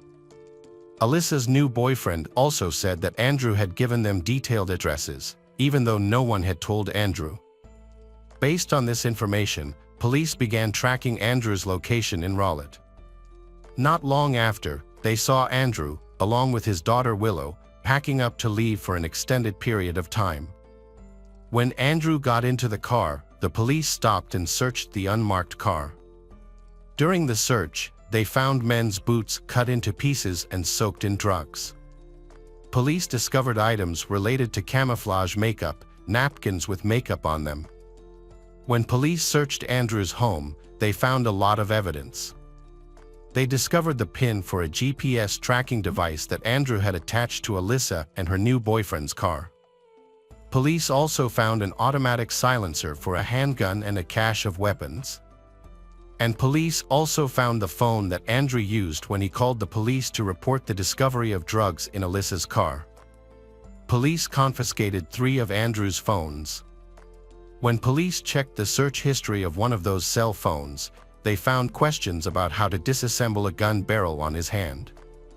This suggests that Andrew was trying to cover his tracks. Police found an abandoned black Ford Expedition SUV on the outskirts of town. When they examined the cabin, forensic experts found Alyssa's blood and fake beard hairs with Andrew's DNA. The dealer confirmed that Andrew had bought the car and paid in cash. Forensic tests showed that Alyssa's fatal bullet was fired from a .45 caliber handgun found in the car. Andrew's fingerprints were also found on the handle of the hunting knife. Additionally, Andrew's handwriting appeared on GPS devices and in calls to police. It appears that the prosecution has assembled evidence of Andrew Bird's guilt. However, the complaint also seeks to hold his co-defendant, Holly Elkins, accountable. Email exchanges between Andrew and Holly Elkins revealed Holly Elkins' role in planning and inciting the crime. The investigation spanned several months, during which time the prosecution assembled strong evidence tying Andrew and Holly Elkins to the brutal death of Alyssa Burkett. In June 2022, the Alyssa Burkett murder trial began, nearly 2 years after the tragedy. The 2 defendants, 35-year-old Andrew Bird and 23-year-old Holly Elkins, were charged with stalking, conspiracy, and first-degree murder. A key witness was Christopher Mayo, Alyssa's new boyfriend at the time of her death. Christopher Mayo told the jury what had happened over the course of several months, including the arguments and troubles they had endured. Christopher Mayo recalled numerous occasions when Alyssa expressed to him her fear that Andrew would harm her. Christopher Mayo witnessed Andrew's frequent threats over the phone, along with lies that damaged Alyssa's reputation with social services and the police. In addition, Christopher Mayo believed that the person directly directing all of the above actions was Holly Elkins. Alyssa's co-workers and friends shared her grief. Before her death, Alyssa shared with her co-workers and friends her fear of Andrew and the feeling of being constantly watched. Alyssa even told a friend that if anything happened to her, Andrew would be the one to do it. Forensic experts presented the jury with a large amount of physical evidence linking Andrew Bird to the crime scene. The evidence included Andrew's DNA and fingerprints on the murder weapon, as well as gunpowder residue and camouflage in his home and car. And evidence of email exchanges between Andrew and Holly Likens, indicating they had planned the crime together. Andrew's defense argued that his actions were unintentional and not premeditated. The defense also stressed that Andrew was under a lot of pressure and stress from the protracted legal battle, which had affected Andrew's emotions. However, evidence from the correspondence and the careful planning of the act refutes these theories. Meanwhile, Holly Likens denied any involvement, offering a plea, but her testimony was also full of lies. Holly Likens' text messages incited Andrew to take action against her rival Alyssa. In May 2023, the judge handed down the verdict. Andrew Bird was sentenced to 43 years in prison. Holly Likens was sentenced to 20 years in prison for being an accessory to a crime. The courtroom erupted in applause as justice was finally served. Alyssa Burkett's killers got what they deserved. Alyssa family, in pain and tears, expressed deep gratitude to the journalists and the jury. Although the killer faces a harsh sentence, Alyssa Burkett's family cannot make up for their terrible loss. Hey detectives, welcome back. We've got another mysterious case to explore. The case of Rowena Irani. Rowena Irani was born on February 18, 1994, in Karachi, Pakistan, to parents Thyrion and Bam Irani. In 2004, when Rowena was 10 years old, her family moved to Wichita, Kansas, in search of better opportunities. The goal was to provide Rowena and her older brother, Rashid, with a brighter future in America. However, the 9.11 tragedy 3 years earlier had created a climate of prejudice that affected the Irani family, making it difficult for Rowena and Rashid to form friendships due to the hostility they faced. Despite the initial difficulties, Rowena and Rashid eventually settled in and expanded their social circle. Rowena joined her high school's ROTC program and drill team, which helped her develop skills, even though she didn't plan to pursue a military career. After a tough start, Rowena blossomed into a strong-willed, friendly, and caring individual.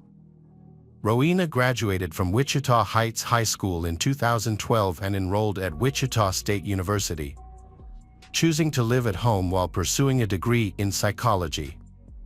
Her goal was to earn a master's degree and become a counselor for teenagers. Rowena's mother was extremely proud of her dedication to her studies. From the start, the Irani family's sacrifices clearly had a positive impact on their children. Rowena, in particular, wanted to help others reach their full potential.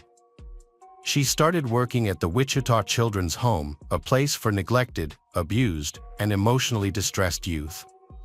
Rowena formed strong bonds with the children, showing her remarkable ability to understand and support them. Rowena made the children feel welcome and cherished, creating a sense of security. Every morning, Rowena would gently wake the children, and every evening, she would bid them farewell.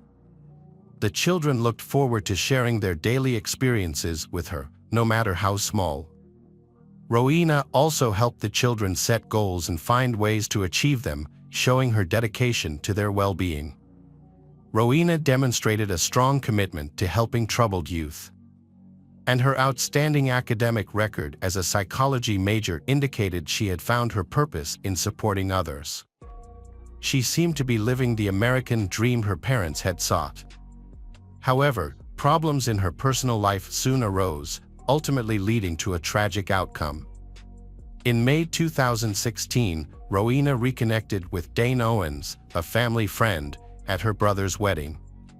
Dane came from a wealthy Kansas family and had joined the U.S. Army after high school. His military service ended abruptly due to a severe traumatic brain injury from an explosion. After a medical discharge, Dane attended Kansas State University, where he met Rowena.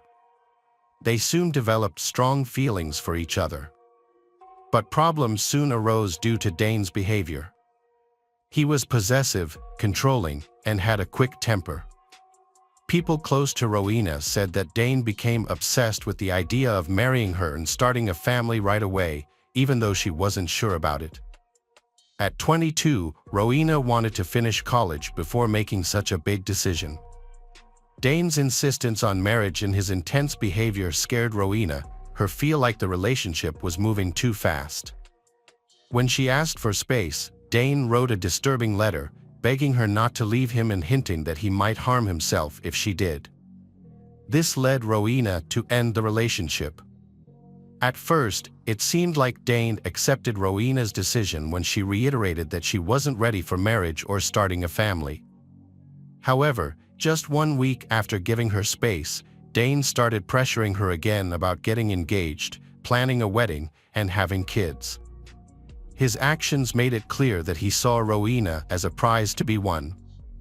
Instead of supporting her education and career, Dane seemed determined to limit Rowena to a domestic role. Rowena is worried about her relationship with Dane because she feels he is too controlling of her, and this makes her wonder if they are really a good couple. By September 2016, Dane's increasing aggression had become alarming, prompting Rowena to confide in her brother, Rashad, a police officer. She shared several disturbing incidents, including Dane's claims of committing brutal killings during his military service. He even bragged about murdering women and children while deployed in Afghanistan.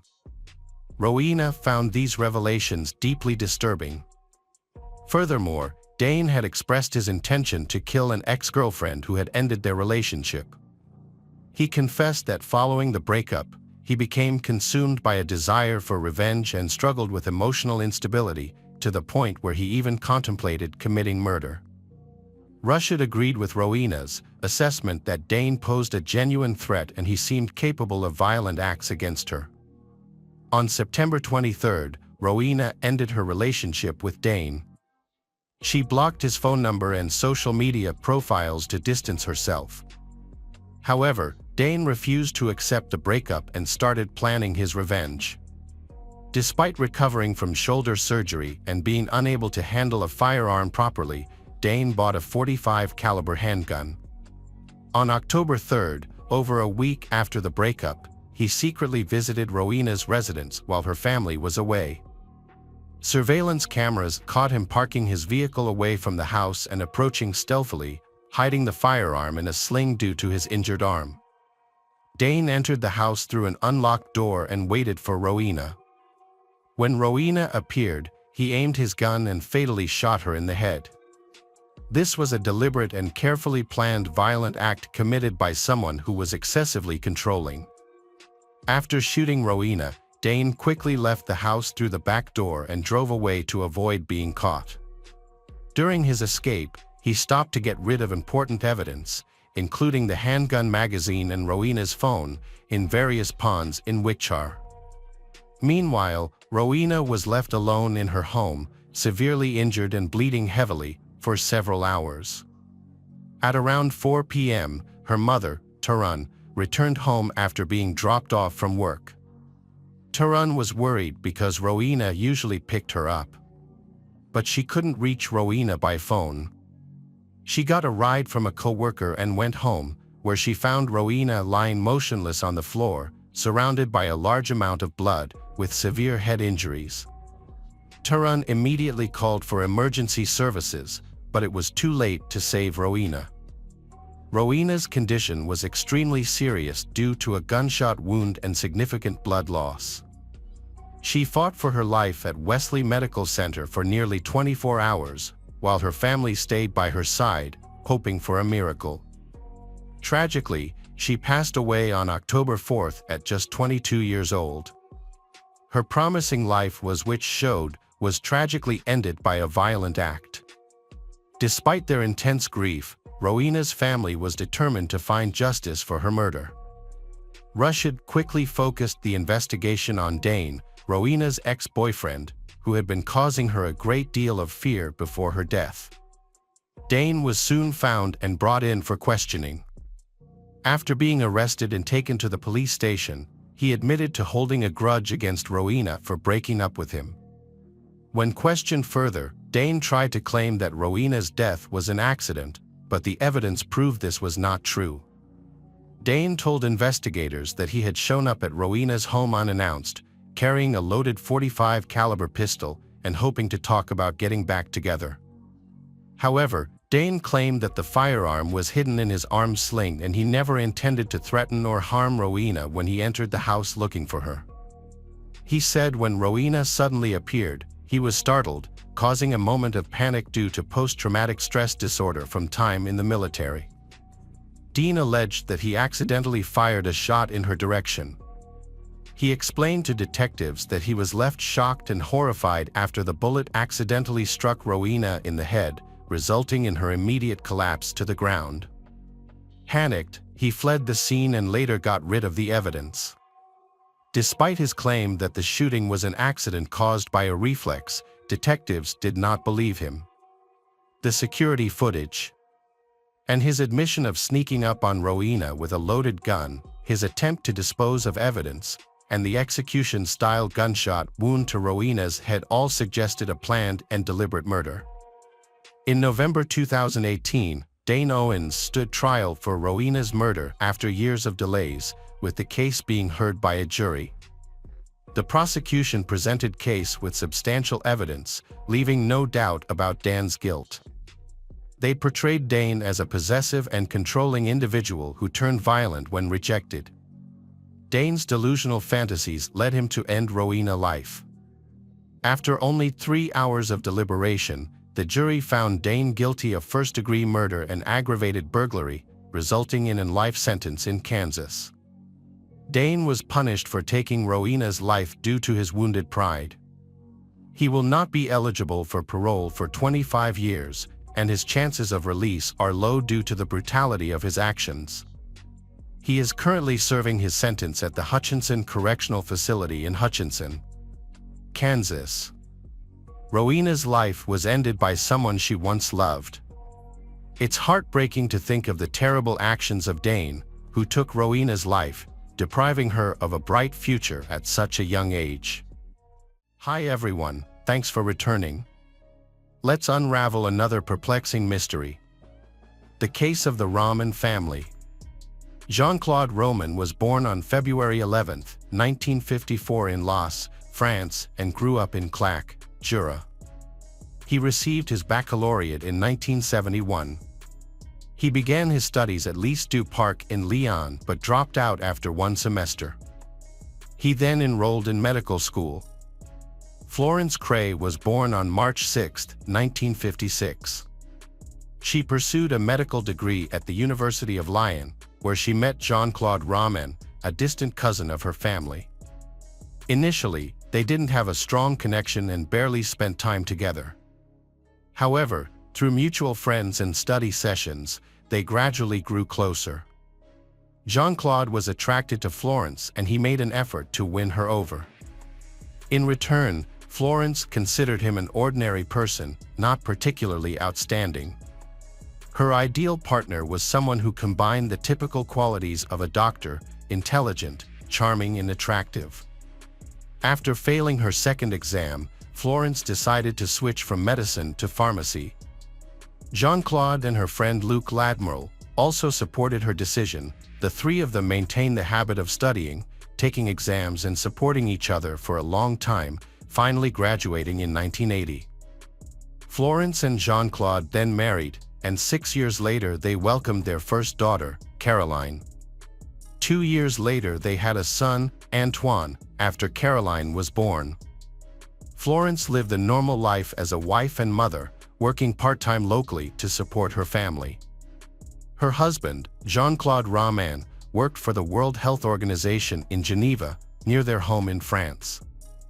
In late December 1992, Florence was out running errands in Fère, France. Her children, Caroline and Antoine, were at school, and Jean-Claude was at work in Geneva. It was a normal day, with Florence still thinking about their recent Christmas celebrations. While she was out, she met the school principal. They exchanged holiday greetings and began discussing their Christmas experiences. The conversation eventually turned to an incident involving Florence's husband. The principal mentioned that the principal had been demoted due to an affair with a teacher, which led to a school board meeting. Her husband, Jean-Claude, also served on the school board, so the principal wanted to discuss the matter with Jean-Claude, so the principal's secretary tried to find Jean-Claude's contact information in the World Health Organization directory, since Jean-Claude worked there. However, Jean-Claude's name was not found, which the principal found strange. Florence laughed it off, but she was also curious. Florence assured the principal that there must be a good reason why Jean-Claude's name and phone number were not listed, and she promised to raise the matter with Jean-Claude when he got home from work. Jean-Claude and his acquaintances have lost touch.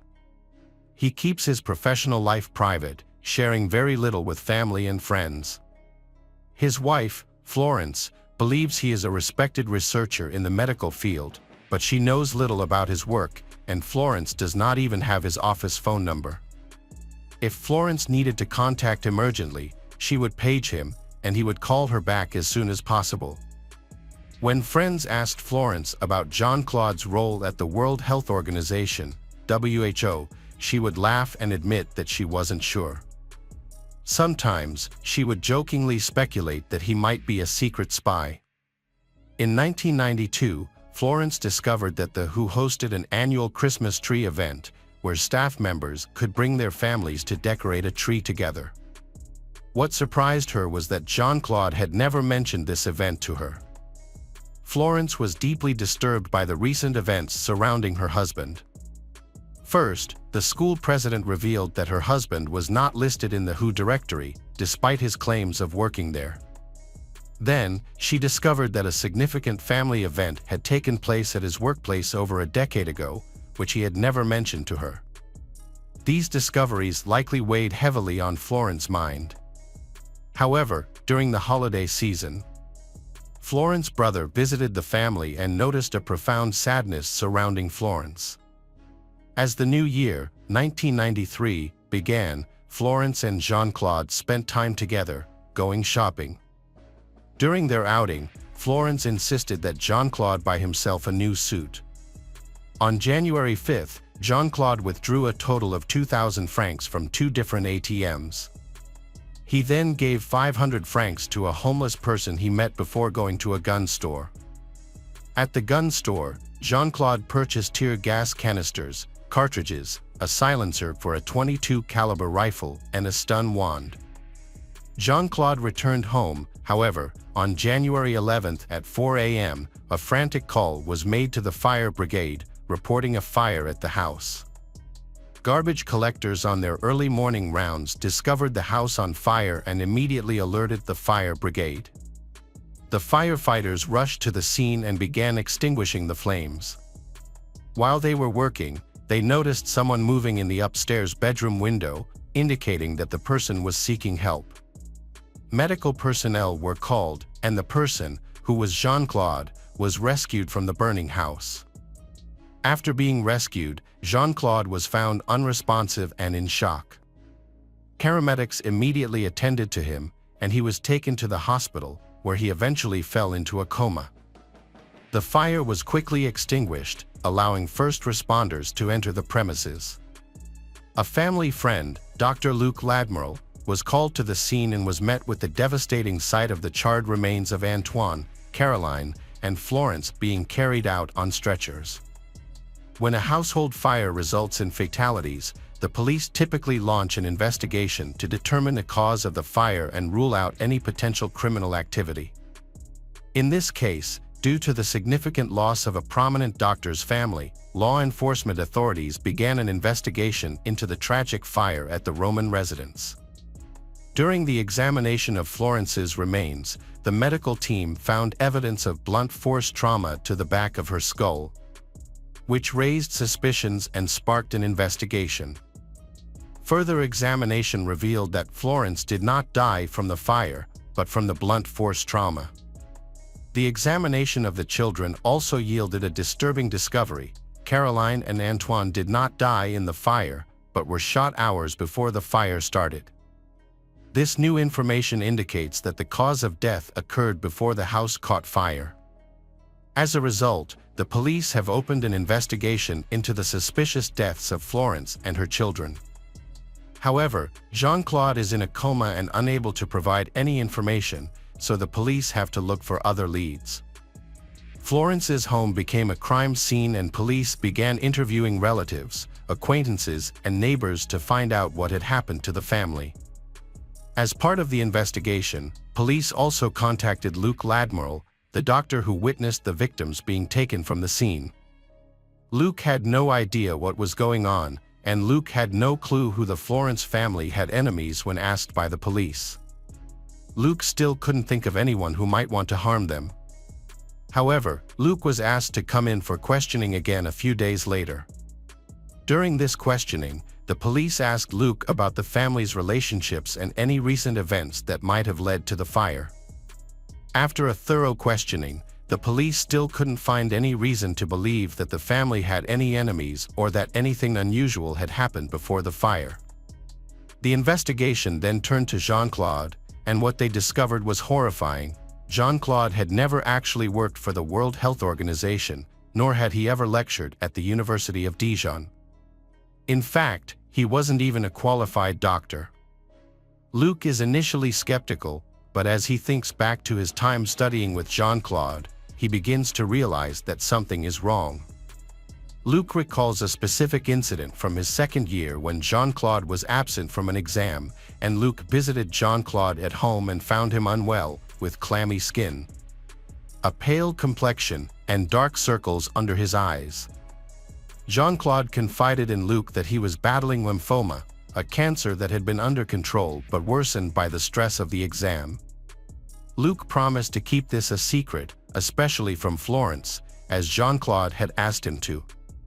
The police were unable to obtain any significant information from Luc, so they decided to wait for the results of the forensic tests on the victims. The police noticed several unusual things about the house. All the doors were locked from the inside, indicating that no one had broken in. At first, the main theory was that the fire was an accident. However, the condition of the bodies made them consider other possibilities. The findings pointed to a more complex and sinister scenario, therefore, it was necessary to interrogate Jean-Claude. Since Jean-Claude had been in a coma for several weeks, the police made him their prime suspect and conducted a full investigation during that time. After verifying with the university, it was found that Jean-Claude had spent 12 years studying, passing his first-year exams but failing those in the second year. Since there were no restrictions on re-enrollment, Jean-Claude kept signing up for the second year, attending classes and studying medical texts for over a decade. What was puzzling was that he never managed to pass the second-year exam. Jean-Claude's uncle went to his parents' house to break the tragic news.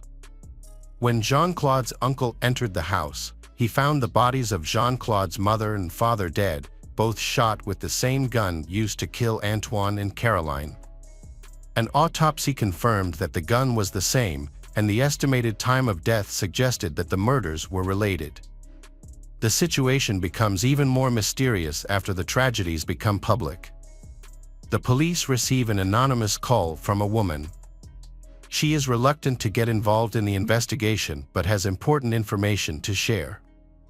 She reveals that she had a romantic relationship with Jean-Claude after meeting him in Paris. She was also told that he was a researcher at the World Health Organization. The woman was misled into believing that Jean-Claude was involved in and funding major research projects.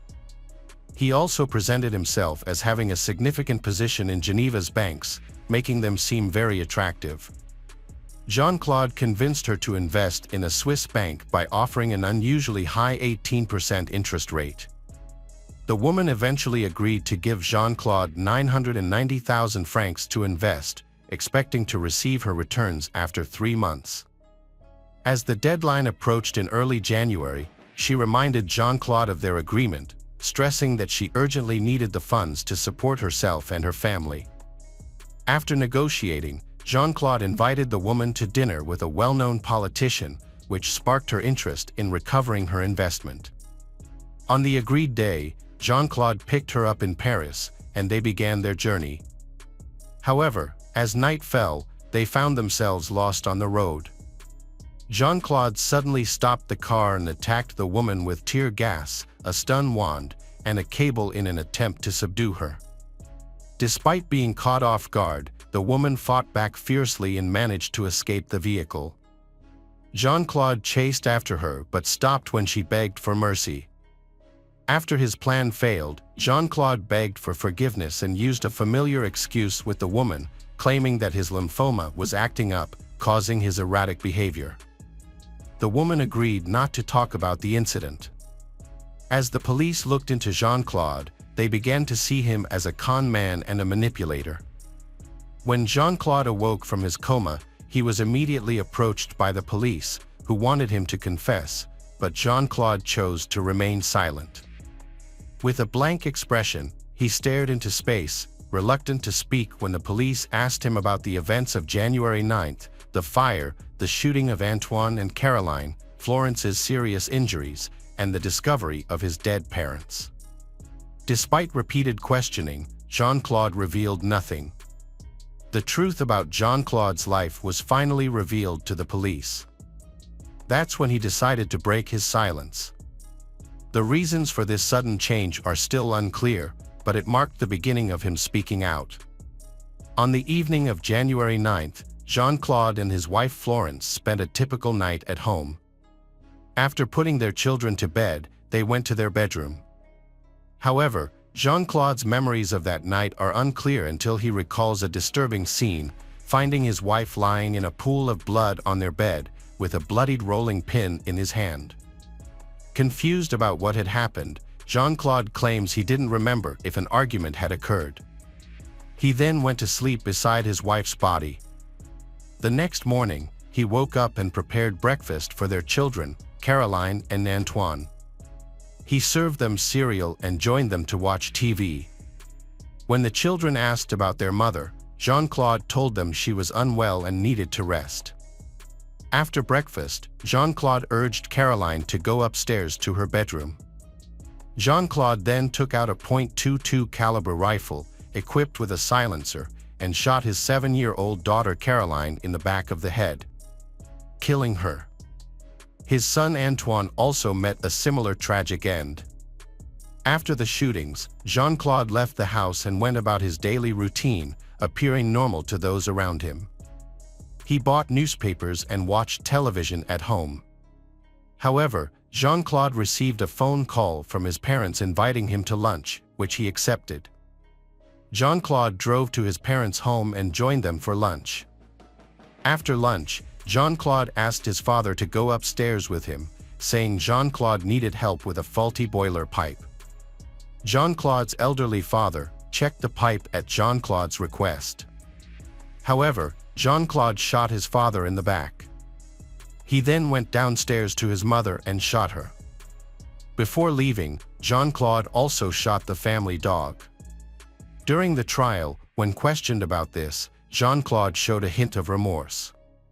Overcome with emotion, he broke down in tears, explaining that the dog was cherished by his children and reminded him of Caroline. This moment led Jean-Claude to decide to return home and take his own life. But his plan did not go as intended.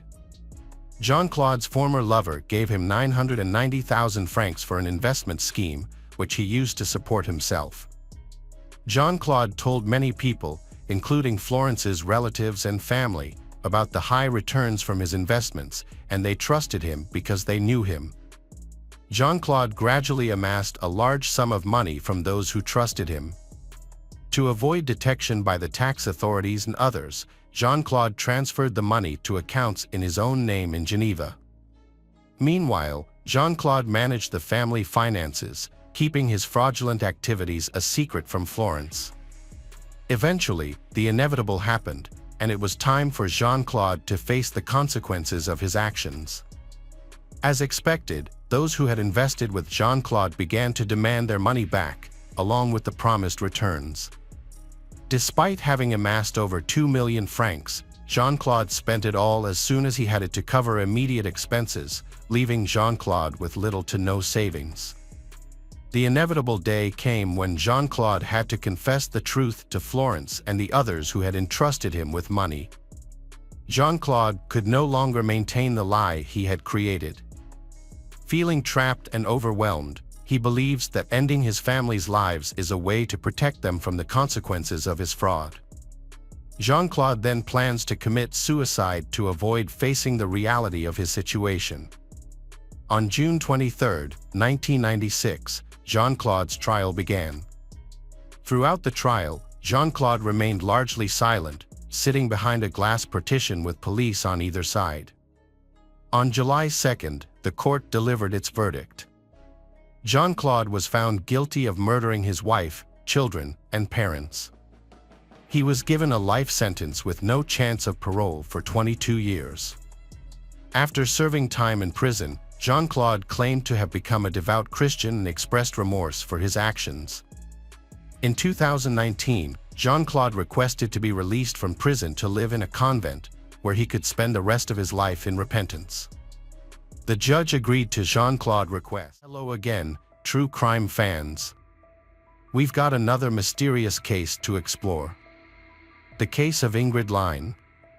Ingrid Lyne was born on August 2, 1975. She lived in Renton, Washington, just outside Seattle, with her 3 young daughters. Ingrid was a nurse at Swedish Medical Center in Seattle. She balanced her career with taking care of her young children.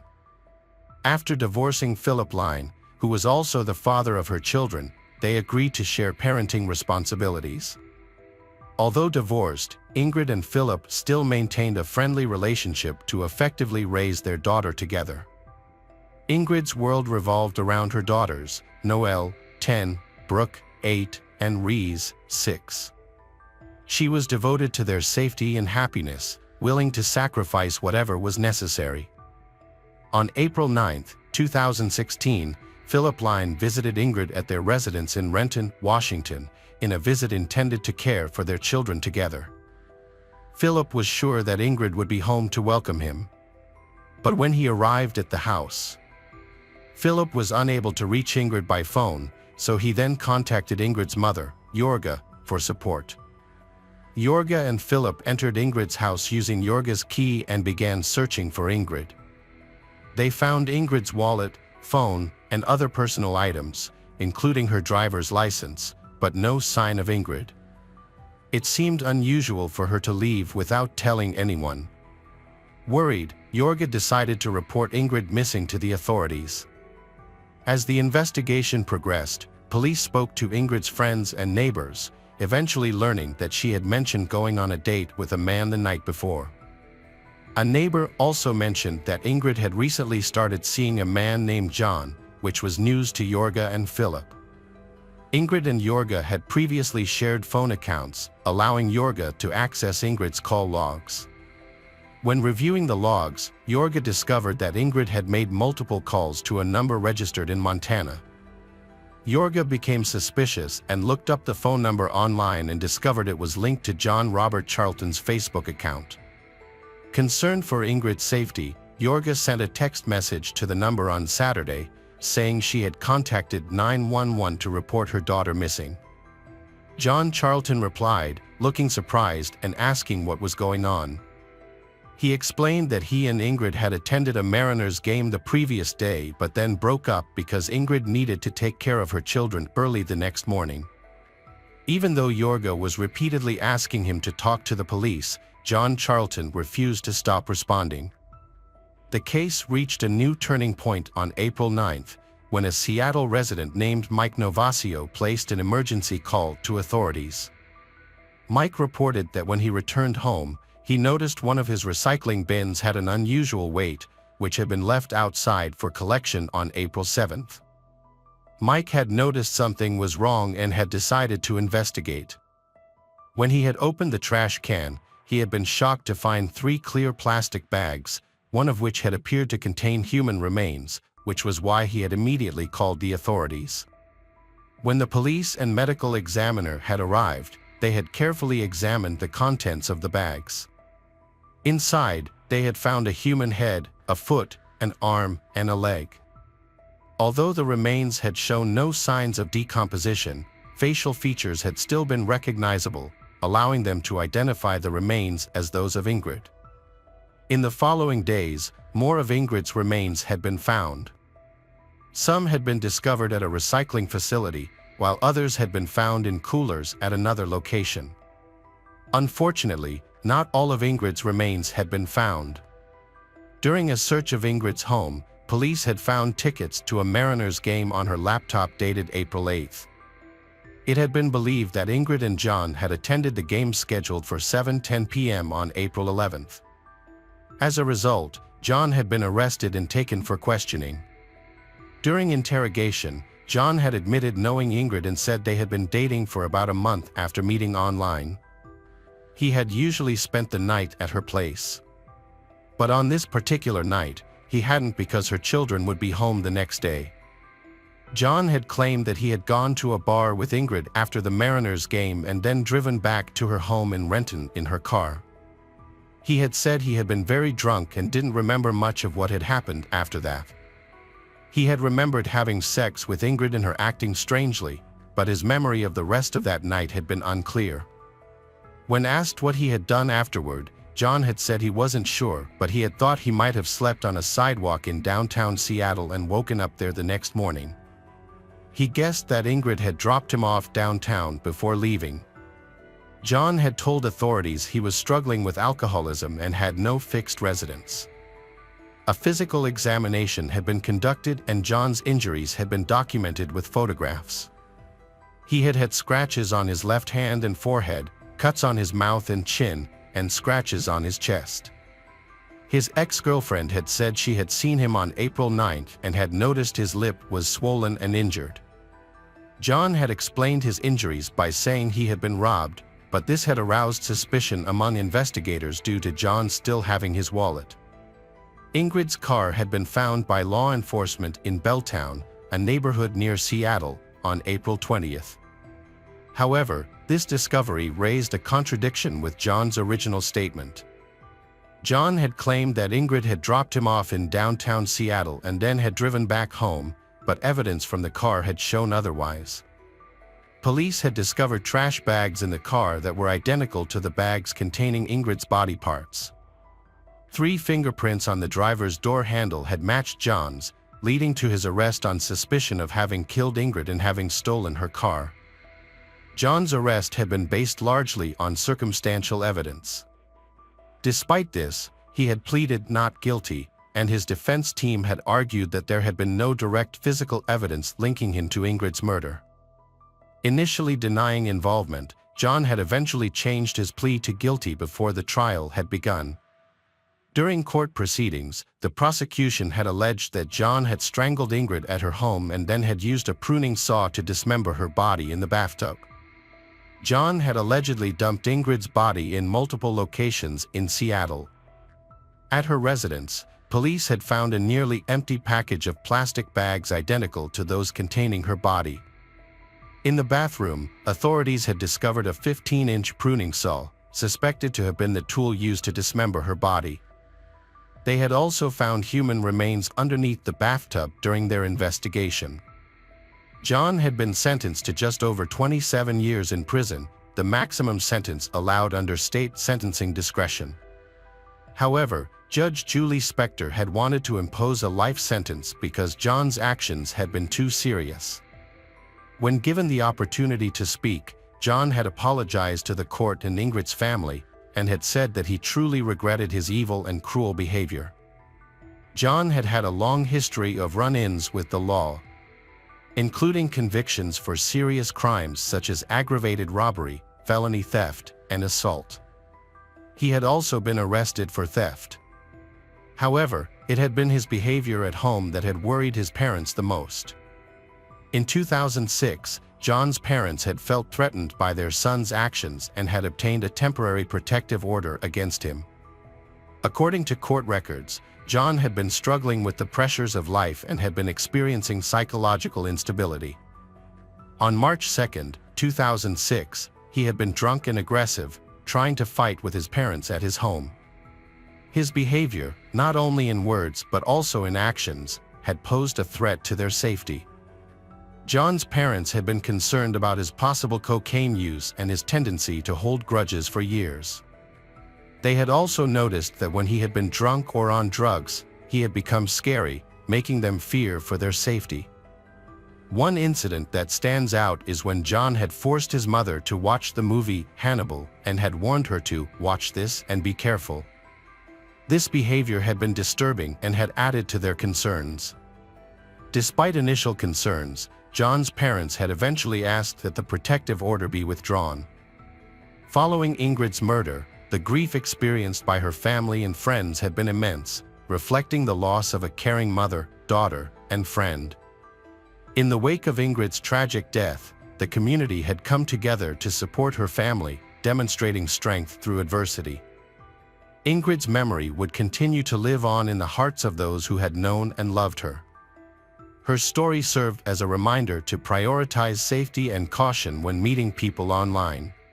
Welcome back, detectives. Let's dive into another horrible case. The case of Chris Watts. Shanann and Chris Watts. The two met in 2012 and were both from North Carolina, with Shanann from Aberdeen and Chris from Spring Lake. They got married on November 3, 2012. Chris's parents, Cindy and Ronnie Watts, did not attend the wedding due to their strained relationship with Shanann. Cindy later explained that she didn't get along with Shanann and felt she treated her son poorly. After a year of marriage, Shanann and Chris made a significant decision to buy a new home in Frederick, Colorado. This move marked a new beginning for the couple as they started their life together in their new home. Shanann's lifelong dream of becoming a mother finally came true on December 17, 2013, with the birth of her daughter, Bella. 2 years later, on July 17, 2015, she welcomed her second daughter, Celeste. Those who knew Shanann described her as a kind and compassionate person who radiated love and positivity. She always strived to create the best life for herself and her family. As a mother, Shanann loved her two daughters, Bella and Celeste, more than anything in the world. Shanann was devoted to providing her children with the care and support they needed to thrive. Bella, the older of the two sisters, was a compassionate and caring child who naturally took on a protector role with her younger sister Celeste. From a young age, Bella showed a strong desire to look out for Celeste's well-being. Celeste, on the other hand, was a lively and energetic child who brought joy and laughter to everyone around her. Shanann was active on social media, using it to share videos that showcased her personality in daily life. Her friends and family enjoyed these videos, which often featured her husband Chris and their daughters. In her posts, Shanann frequently expressed her deep love and gratitude for Chris. While Shanann's loved ones admire their happy marriage, they also noticed that Chris tends to be reserved and not easily approachable. However, because Shanann clearly loves him, they respect his presence in Shanann's life. In June 2015, Shanann and Chris Watts faced severe financial difficulties and decided to file for bankruptcy. The couple struggled with a large mortgage, car payments, loans, and medical bills, in addition to a substantial amount of credit card debt.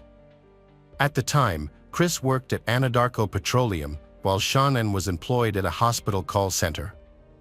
A year later, in 2016, Shanann began a new career as a consultant for a multi-level marketing company called Lavelle, where she sold a nutritional supplement called Thrive, which was delivered through a patch. Her colleagues say Shanann is passionate about her work, with one colleague describing her as having a charisma that makes everyone feel welcome and supported. Although Shanann was happy with her life with Chris and their two daughters, she had always dreamed of having a third child, a baby boy, to complete their family. Her wish was granted in spring 2018, when she discovered she was pregnant for the third time. Elated by the news, Shanann planned a surprise for Chris. She waited for him to return home on May 28. Chris walked into the room, not knowing the surprise that awaited him. when Shannon revealed that she was pregnant with a baby boy. After hearing the news, both Chris and Shannon were overwhelmed with joy. They decided to name their unborn child Nico. During the summer of 2018, while pregnant with Nico, Shannon visits her family in North Carolina. Chris stays behind in Colorado for work. While in North Carolina, Shannon takes her daughters to visit Chris's parents, Cindy and Ronnie. During the visit, Cindy offers Celeste a snack. Despite knowing that Celeste has a severe nut allergy, Cindy gives Celeste a snack containing peanuts. This incident upsets Shannon, who feels that Cindy has put Celeste's life in danger. Shannon was upset and sent a text message to Chris expressing her frustration. She told him he should call his dad and tell him how he felt about his mom putting their daughter's safety at risk that day. Shannon believed Chris's mom was trying to upset her by taking risks with their child's life. While Shannon was visiting family in North Carolina, she noticed a change in Chris's communication style. He stopped responding to her messages and calls, which left her confused. When she asked him about it, Chris said he was busier at work due to new employees and that everything was fine. Despite his reassurance, Chris's sudden lack of communication concerned Shannon. On July 31st, Chris flew from Colorado to North Carolina to join Shannon and their daughters, Bella and Celeste, for the week. The girls were excited to see their dad, and as soon as Chris stepped off the plane, they ran to him, eager for hugs. Chris picked them up and held them tightly. Chris's behavior toward Shannon was clearly different. He didn't greet her with a kiss, just a nod of acknowledgement. Shannon felt hurt and couldn't understand why Chris would act this way. She opened up to a friend via text message, expressing her concern that Chris had changed. Shannon's texts were filled with sadness and confusion. She told her friend that Chris was ignoring her, and they were barely communicating, even when they were in the same room. Instead of talking face-to-face, they were exchanging messages on their phones. Shannon even sent a picture to her friend, showing her and Chris sitting on separate couches, facing away from each other. In her messages, Shannon revealed her suspicions that Chris might be having an affair. Shannon confided in her friend that Chris had told her he no longer believed they were compatible, which left her heartbroken. Desperate to save their family, she proposed that they seek couples counseling to work through their issues. She was willing to make concessions and put in the effort to repair their relationship. However, Chris refused to consider counseling. Shannon soon realized that Chris was not willing to meet her halfway or make any compromises. Despite her efforts to save their relationship, Shannon came to understand that Chris was not interested in finding common ground or working through their problems together. After returning to Colorado from a trip to North Carolina, Shannon, Chris, and their daughters settled back into their normal routine. However, Shannon's return was short-lived, as she soon left for a business trip to Arizona. While in Arizona, Shannon's friends noticed a change in her behavior. She seemed anxious and upset, rather than her usual happy self. One evening, Shannon opened up to her friends in their hotel room, sharing her concerns. She told them that Chris had expressed doubts about their relationship and refused to attend couples therapy. On August 11th, while Shannon was with her friends in Arizona, she received a notification about a restaurant charge on the credit card account she shared with Chris, which raised her suspicions. She couldn't shake off the feeling that Chris might be seeing someone else. Around 1:48 a.m., Shannon returned home from her business trip. Shannon's close friend Nicole Atkinson drove her home. Footage from their doorbell camera confirmed that Shannon had indeed entered her house on August 13th.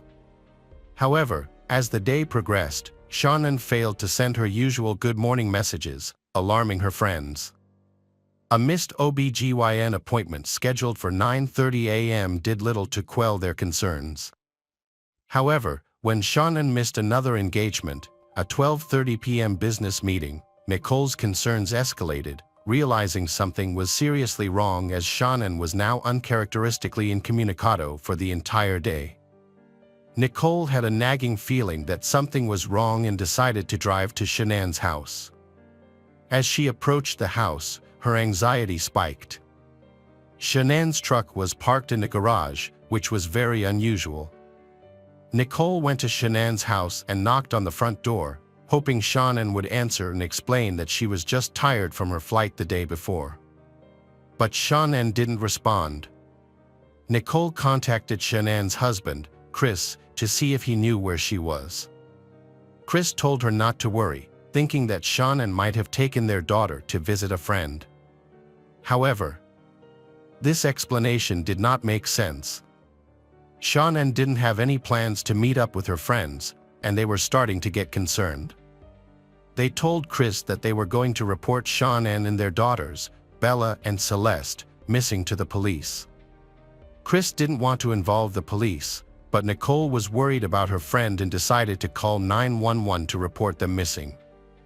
When the police arrived at Shannon and Chris's house, an officer from the Frederick Police Department spoke with Nicole. The officer's body cam footage showed that Nicole was clearly distraught about her missing friend. As Nicole was explaining everything she knew about Shannon and her daughters, Chris arrived at the house. However, unlike Nicole, he didn't seem particularly worried about their disappearance.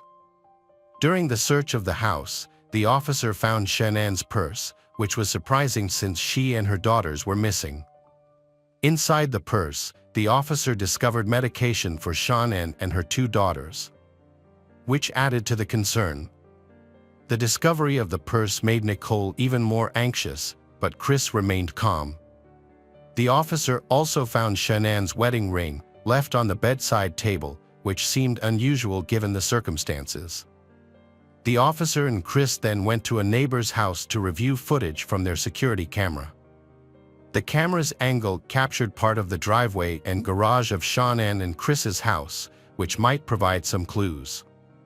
Chris can be seen on footage opening the garage door and leaving his home at 5:28 a.m. While reviewing the footage, Chris's behavior changed dramatically, appearing nervous and agitated. His neighbor even commented on Chris's unusual behavior, expressing doubts to the officer about Chris's actions. Chris's reluctance to join the search for his missing wife, Shannon, and their daughters, Bella and Celeste, raised concerns with Shannon's friends. They found it incomprehensible that Chris was not worried about his family's disappearance. As the investigation continued, officers went door to door in the neighborhood, asking residents if they had seen Shannon or anything out of the ordinary. The search for Shannon, Bella, and Celeste intensified the next day, with the FBI and the Colorado Bureau of Investigation joining the effort. The Boulder Police Department also provided cadaver dogs to aid in the search, both on the property and inside the house. As officers searched the home, one handler observed that the house had a strong smell of cleaning solutions and appeared unusually clean. This sparked suspicion, prompting the officers to take a closer look. The presence of cleaning solutions suggested that someone may have attempted to conceal evidence or erase potential clues. Meanwhile, Chris gave an interview to a news station outside his home. He insisted that he and Shannon had not argued before she went missing, and expressed his wish for his family to return home safely. Chris expressed his longing to be reunited with his family, stating that his house felt incomplete without them. However, his behavior during the interview raised suspicions. Despite his emotional words, Chris appeared detached and unemotional, which puzzled those who knew him. Shannon's friends who watched the interview felt his behavior was inconsistent with his pleas for his family to return, and that only added to their concerns. On August 14th, Agent Coder interviewed Chris again. During the conversation, Chris suggested that Shannon may have taken the girls to a friend's house to relax. Meanwhile, the police department had received multiple reports of possible sightings of Shannon and her two daughters. Chris was shown various photographs, but he was unable to identify any of the individuals as his missing wife and daughters. Agent Coder also asked Chris about his marriage to Shanann. Chris claimed that he had never been unfaithful to Shanann and, to his knowledge, she had never cheated on him either. During an interview with Agent Coder, Chris exhibited suspicious behavior, frequently touching his neck with his hands. This caught Agent Coder's attention. The lack of updates from the authorities only intensified the family's desperation. After a 3-hour interrogation, Chris was released from the police department, but he was asked to return the following day, August 15th, for a polygraph test, to which he agreed. On August 15th, Chris picked up his father from the airport and then drove to the Frederick Police Department, where he was scheduled to take a polygraph test. The test was administered by Tammy Lee, a polygraph expert from the Colorado Bureau of Investigation. During the test, Chris denied any involvement in his wife Shanann's disappearance and claimed he had no knowledge of her whereabouts. However, his test results showed a score of -8, which was significantly lower than the -4 score needed to pass. This outcome led detectives to believe that Chris was responsible for the deaths of his wife and daughters. Tammy Lee, the polygraph expert, confronted Chris about his failed test results. Chris admitted to causing Shanann emotional pain, but denied physically harming her. He also confessed to having an affair with a coworker and expressed regret for his infidelity. However, he continued to deny any involvement in his family's disappearance. Later in the interview, Chris asked to speak to his father, Ronnie. The officers hesitated, worried that Ronnie's presence might cause Chris to ask for a lawyer. However, they let Ronnie into the interrogation room, hoping that Ronnie's presence might encourage Chris to confess. When Ronnie arrived, Chris told his father that he had killed Shanann, claiming that he did so because Shanann had harmed their daughters, Bella and Celeste.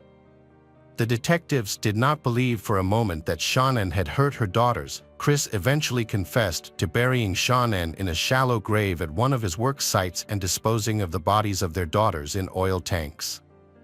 Chris pleaded guilty to avoid the death penalty and was sentenced to life in prison without parole. At his sentencing hearing, the judge stated that Chris's crimes were the most inhumane and brutal he had ever seen. Hello friends, welcome to our channel. Today we're going to take a look at another horrible case with you. The case of Shad Thyrion. Shad Thyrion was born on September 7, 1997, in Green Bay, Wisconsin, to parents Tara Pinich and Michael Thyrion. His parents later separated, and his mother started dating a man named Steve. Shad Thyrion grew up in a loving family that included his parents, 2 sisters, Ava and Svea, a brother, Bo Smith, and his younger sibling, Thyrion.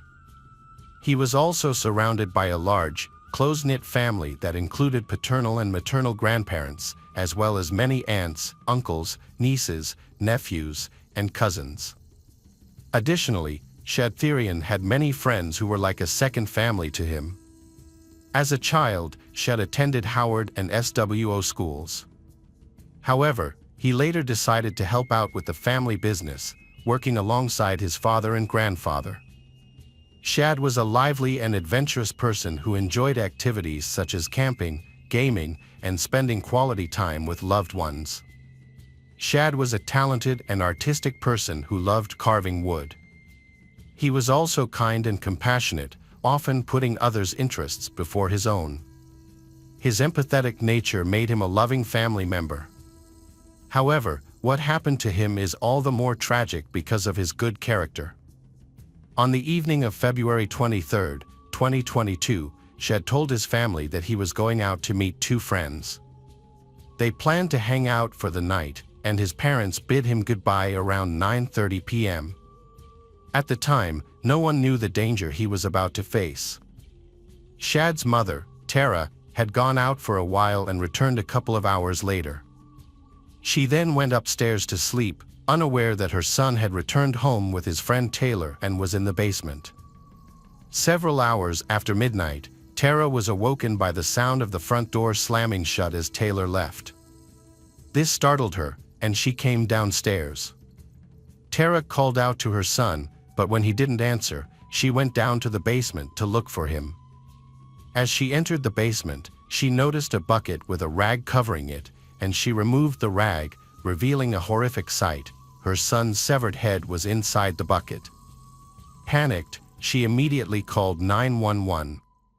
"My son's head is in a bucket in my basement," she told the operator.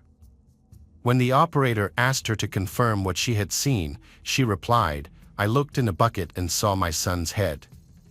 When police officers arrived at her residence on Stony Brook Lane in Green Bay, Wisconsin, they secured the entire house before entering the basement.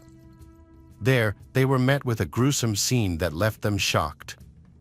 They knew they had to find the person responsible for the savage crime, as they posed a potential threat to society as a whole.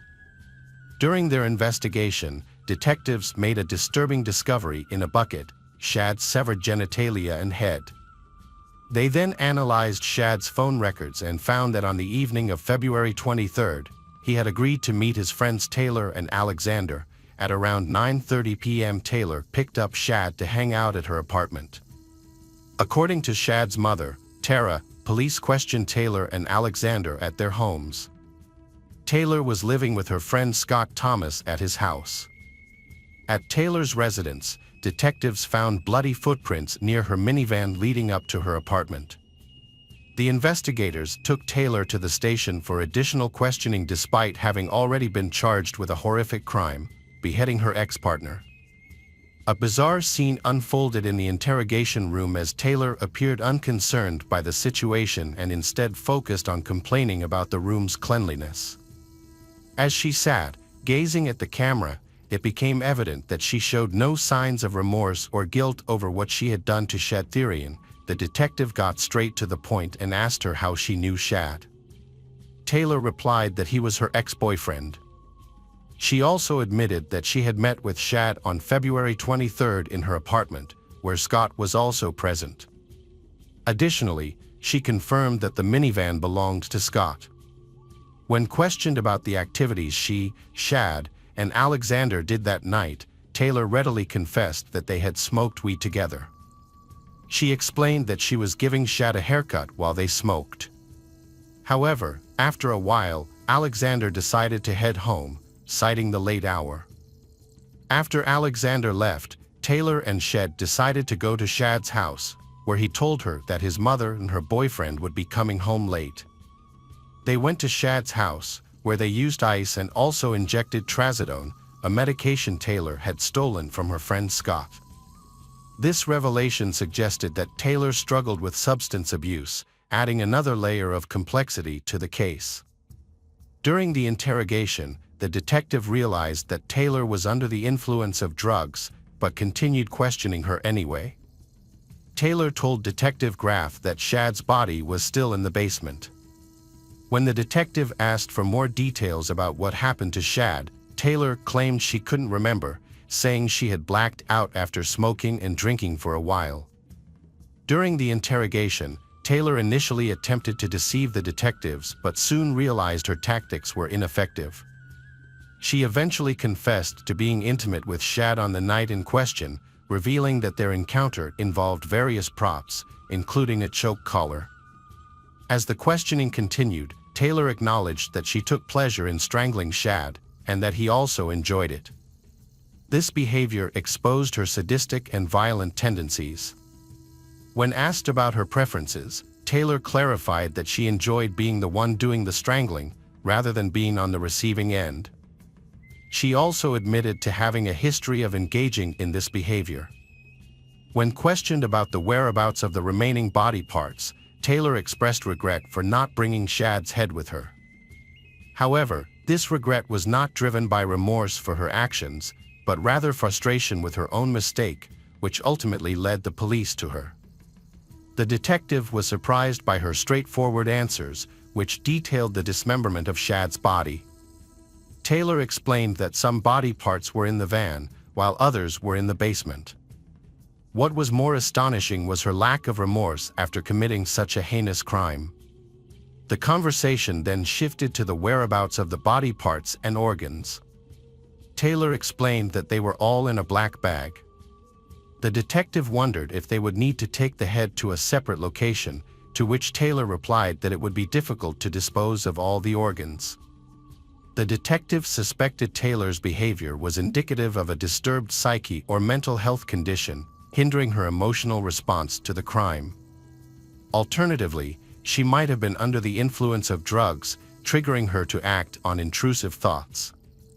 During the interrogation, Taylor giggled and laughed while providing details of the crime, displaying a disturbing nonchalance. She casually admitted to dismembering her ex-lover with kitchen knives and not disposing of the body parts due to laziness. Her lack of emotion and calm demeanor raised doubts about her mental health and whether she had planned the harm. Taylor denied any intention, but her response lacked remorse. Taylor described how she strangled Shad with chains, admitting that she enjoyed the process and didn't stop even when Shad struggled. This behavior showcases her cruel and sadistic nature.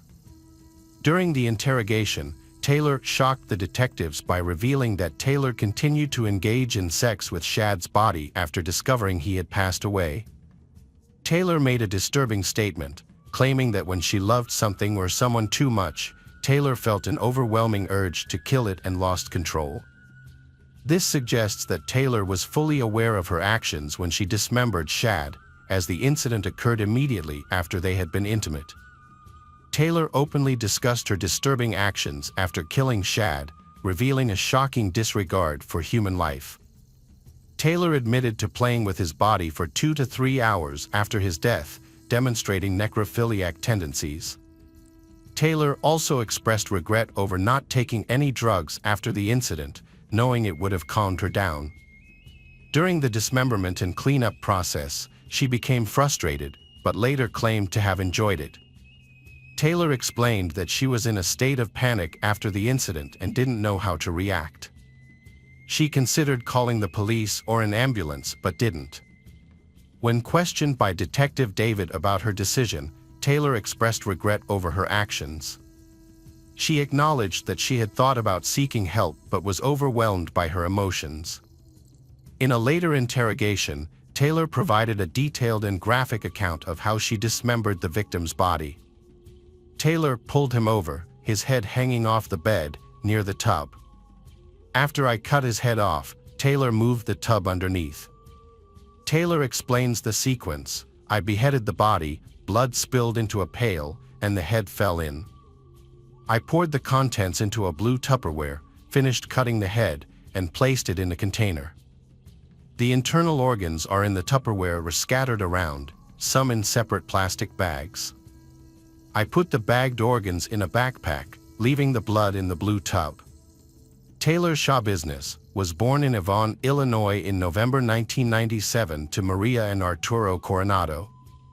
When she was in 4th grade, her family relocated to Wisconsin.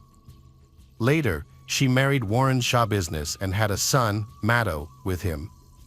Despite this, she reconnected with an ex-boyfriend, Shad Thyrion, and engaged in a relationship with him. After the heinous crime was committed, the authorities recognized that Taylor had significant mental health issues that required attention. However, they also determined that at the time of the crime, she was fully aware of her actions, which included the admission of enjoying the process of dismembering Shad's body.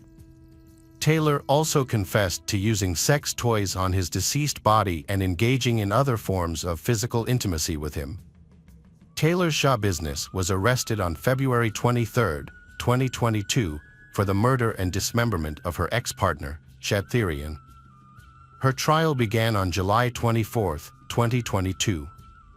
Due to the severity of the crime, the court needed to determine whether Taylor was sane at the time of the crime and if she understood that her actions were wrong. During the trial, Taylor's grandmother testified about Taylor's difficult childhood. She explained that Taylor's mother had passed away at a young age and her father had remarried. Taylor had also experienced the loss of her brother, Arturo Coronado Jr., in a motorcycle accident in 2021. Additionally, Taylor's husband, Warren Business, was already incarcerated for distributing methamphetamine and was also serving as Taylor's defender in court. The grandmother further revealed that Taylor's young son had been taken into custody by Child Protective Services just 24 hours after his birth. However, Taylor's grandmother and her husband were fighting to regain custody of their grandson, Maddo. The grandmother attributed Taylor's turbulent upbringing to her struggles with depression and bipolar disorder. She emphasized that Taylor needed psychological help, but also deserved a second chance at life. Arturo Coronado, Taylor's 51-year-old father, was brought to the courtroom from prison, where he was serving time for assaulting a child. What was unsettling was Taylor's reaction to his presence. She couldn't stop smiling and giggling throughout his testimony. Despite her unusual behavior, her father provided a candid account of her upbringing.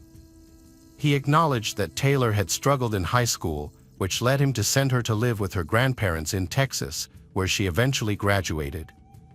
He also revealed that Taylor had been admitted to a psychiatric center before the birth of her child, Maddo, due to hallucinations and suicidal thoughts. According to her, Arturo Coronado, Taylor's life took a turn for the worse when she met her husband, who introduced her to drugs. When Alexander Gainan, a mutual friend of Taylor and Shad, took the stand to testify, Taylor continued to giggle and laugh throughout his statement. Alexander explained that he had known Taylor and Shad since their time at Bellevue Middle School, confirming that they had dated at the time. He also shared his account of the night of the murder, stating that he had been drinking with Taylor and others at her apartment, but left around 1 or 2 a.m. when it got late. Alexander added that he had attempted to contact Shad the following day, but received no response. At her next court appearance, Taylor was seen wearing a spit mask, typically used to prevent individuals from spitting on law enforcement or court staff. Valerie, Taylor's second cousin, and several distant relatives testified on her behalf, stating that while Taylor currently required psychological treatment, she deserved a second chance at life in the future. Shad Thyrion criticized Taylor, saying her actions were cowardly and that her mental health issues shouldn't be a reason for parole. Assistant District Attorney Caleb Saunders concluded that Taylor's actions were not a result of her substance abuse or mental health issues, but rather a deliberate choice. He emphasized that her lack of remorse warrants the harsher sentence for such a heinous crime. Defense attorney Christopher Frolick argued Taylor deserves a second chance, despite committing a horrific crime. He called the murder an honest mistake, suggesting Taylor didn't intentionally commit the crime or take pleasure in it. Frolick claimed Taylor was intoxicated and not fully aware of her actions when speaking with detectives. When Taylor requested a possible extension of the trial, her outburst in court revealed that Taylor was not only struggling with substance abuse, but also had deeper issues that required immediate attention. The trial concluded on September 26, 2022, with Judge Thomas Walsh sentencing Taylor to life in prison without the possibility of parole. The case shocked the world due to the inhumane nature of the crime, in which Taylor dismembered her former lover, Shad Thyrion. What was even more disturbing was Taylor's apparent lack of remorse or guilt for the heinous crime she had committed. Hello friends, welcome to our channel. Today we're going to take a look at another horrible case with you, the case of Jastine Valdez. On May 19, 2018, 24 years old Jastine Valdez went about her daily routine as usual. After finishing paperwork for her residency permit, she went to the gym and worked out until around 4:20 p.m. Then, she planned to head home.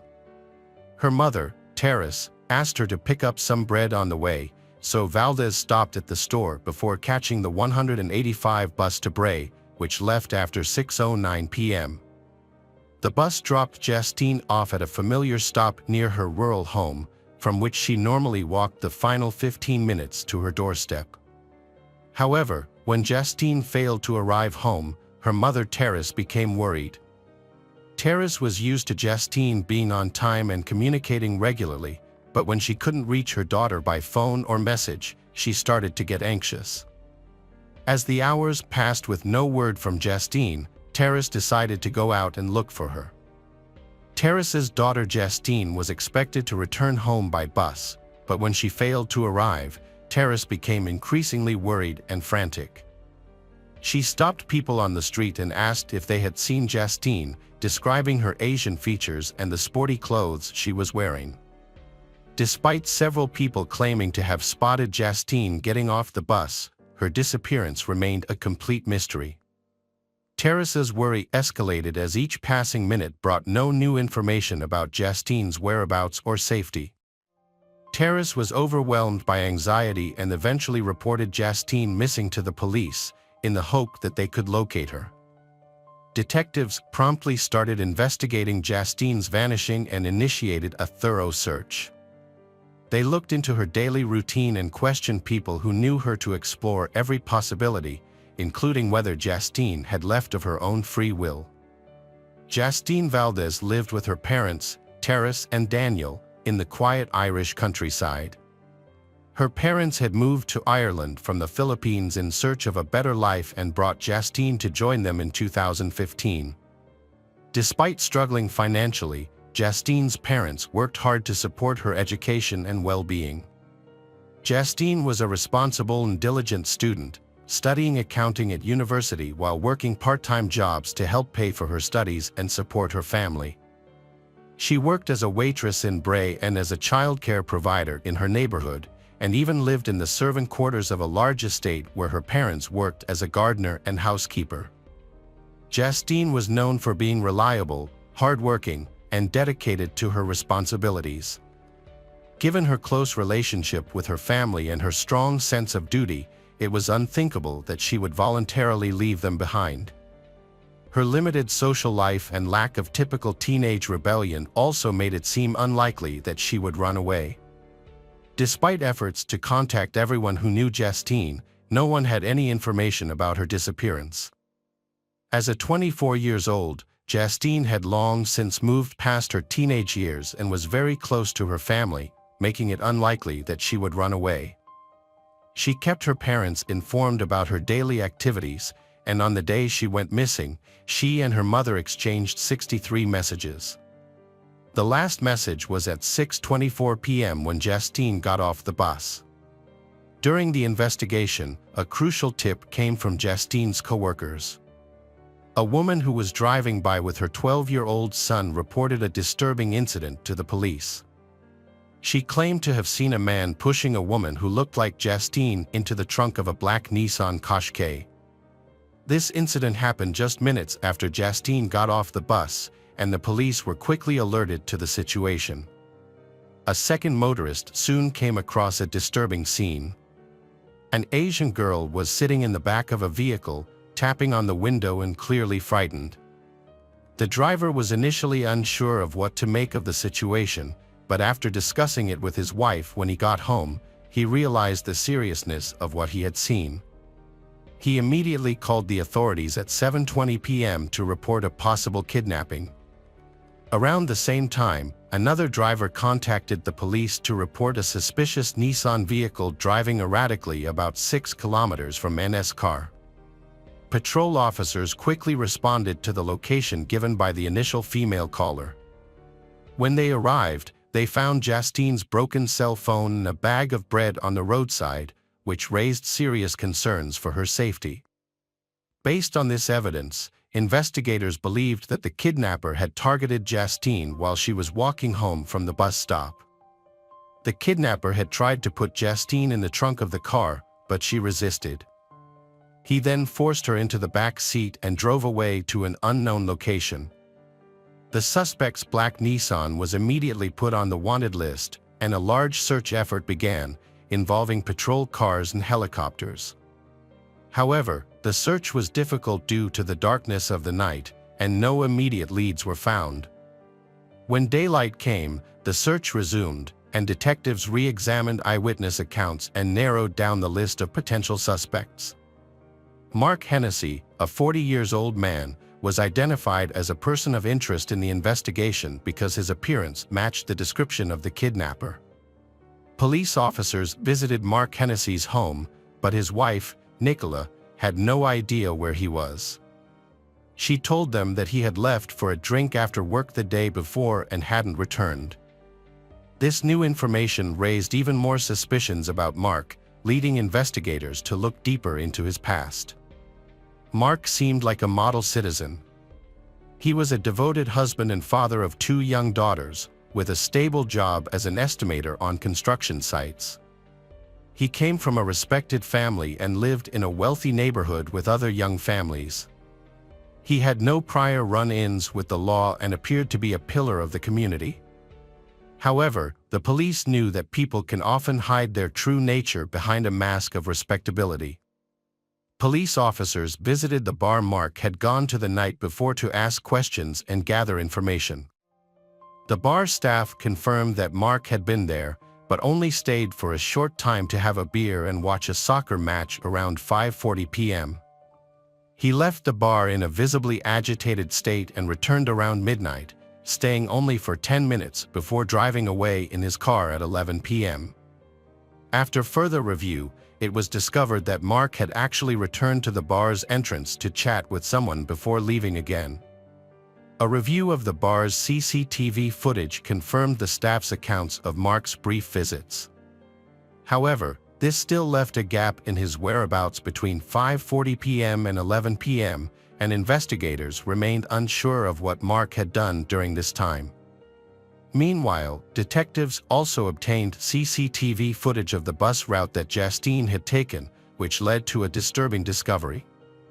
Mark's black Nissan was spotted following the bus just 30 minutes after he left the bar, raising suspicions about his involvement in Jastine's disappearance. As the search for Mark's car and Jastine continued, it became increasingly clear that the incidents were connected, and Mark emerged as the prime suspect in her abduction. Despite efforts to track his cell phone, Mark managed to stay one step ahead of the authorities. He made a single call to his wife, telling her he would be away for a while, but refused to surrender to the police even when his family begged him to do so. The investigators learned about the encounter from Mark's parents, and as a result, they strengthened their search for Mark. However, Mark remained elusive. The police turned to the public for help, issuing appeals through the media and asking anyone with information about Jastine, Mark, or his car to come forward. One person responded to the appeal, spotting a Nissan that matched the description of Mark's car. She followed the vehicle to Cherrywood Park, where she observed the driver closely before notifying the authorities. When the police arrived, they found a man covered in blood sitting behind the wheel. Mark refused to leave his vehicle, even when police tried to persuade him. He threatened them with a knife, so they had to shoot him to protect themselves. The bullet hit Mark in the shoulder. When police took him out of the car, he was awake but not cooperating. They searched the vehicle, hoping to find Jastine, but she was not there. Police questioned Mark repeatedly, but he wouldn't answer. Medical staff treated his injuries, and he was rushed to the hospital. Doctors fought to save Mark's life, hoping he would reveal Jastine's location. Unfortunately, the bullet had bounced off and hit Mark in the head, killing him.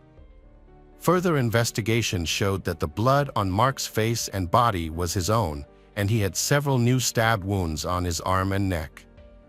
The police speculated that Mark, driven by a fear of being caught, had used a knife from his vehicle to prepare for a confrontation. When they finally caught him, the officers felt a sense of disappointment. They had found Mark in his vehicle, but their main goal was still unfulfilled. They had not found the missing person, Jastine. At the scene, they found a note, but it was difficult to read due to the presence of blood. The officers were, however, able to decipher the words "sorry" and "Pease Castle," which provided a lead in the search for Jastine. The search for Jastine Valdez continued despite the dim hopes of her safe return. As her anxious parents prayed for her well-being, a thorough search was conducted in a wooded area south of Dublin, guided by a cryptic clue found near a castle. The search yielded Jastine's purse, which contained her identification documents. Unfortunately, on May 21st, the search party discovered Jastine's body.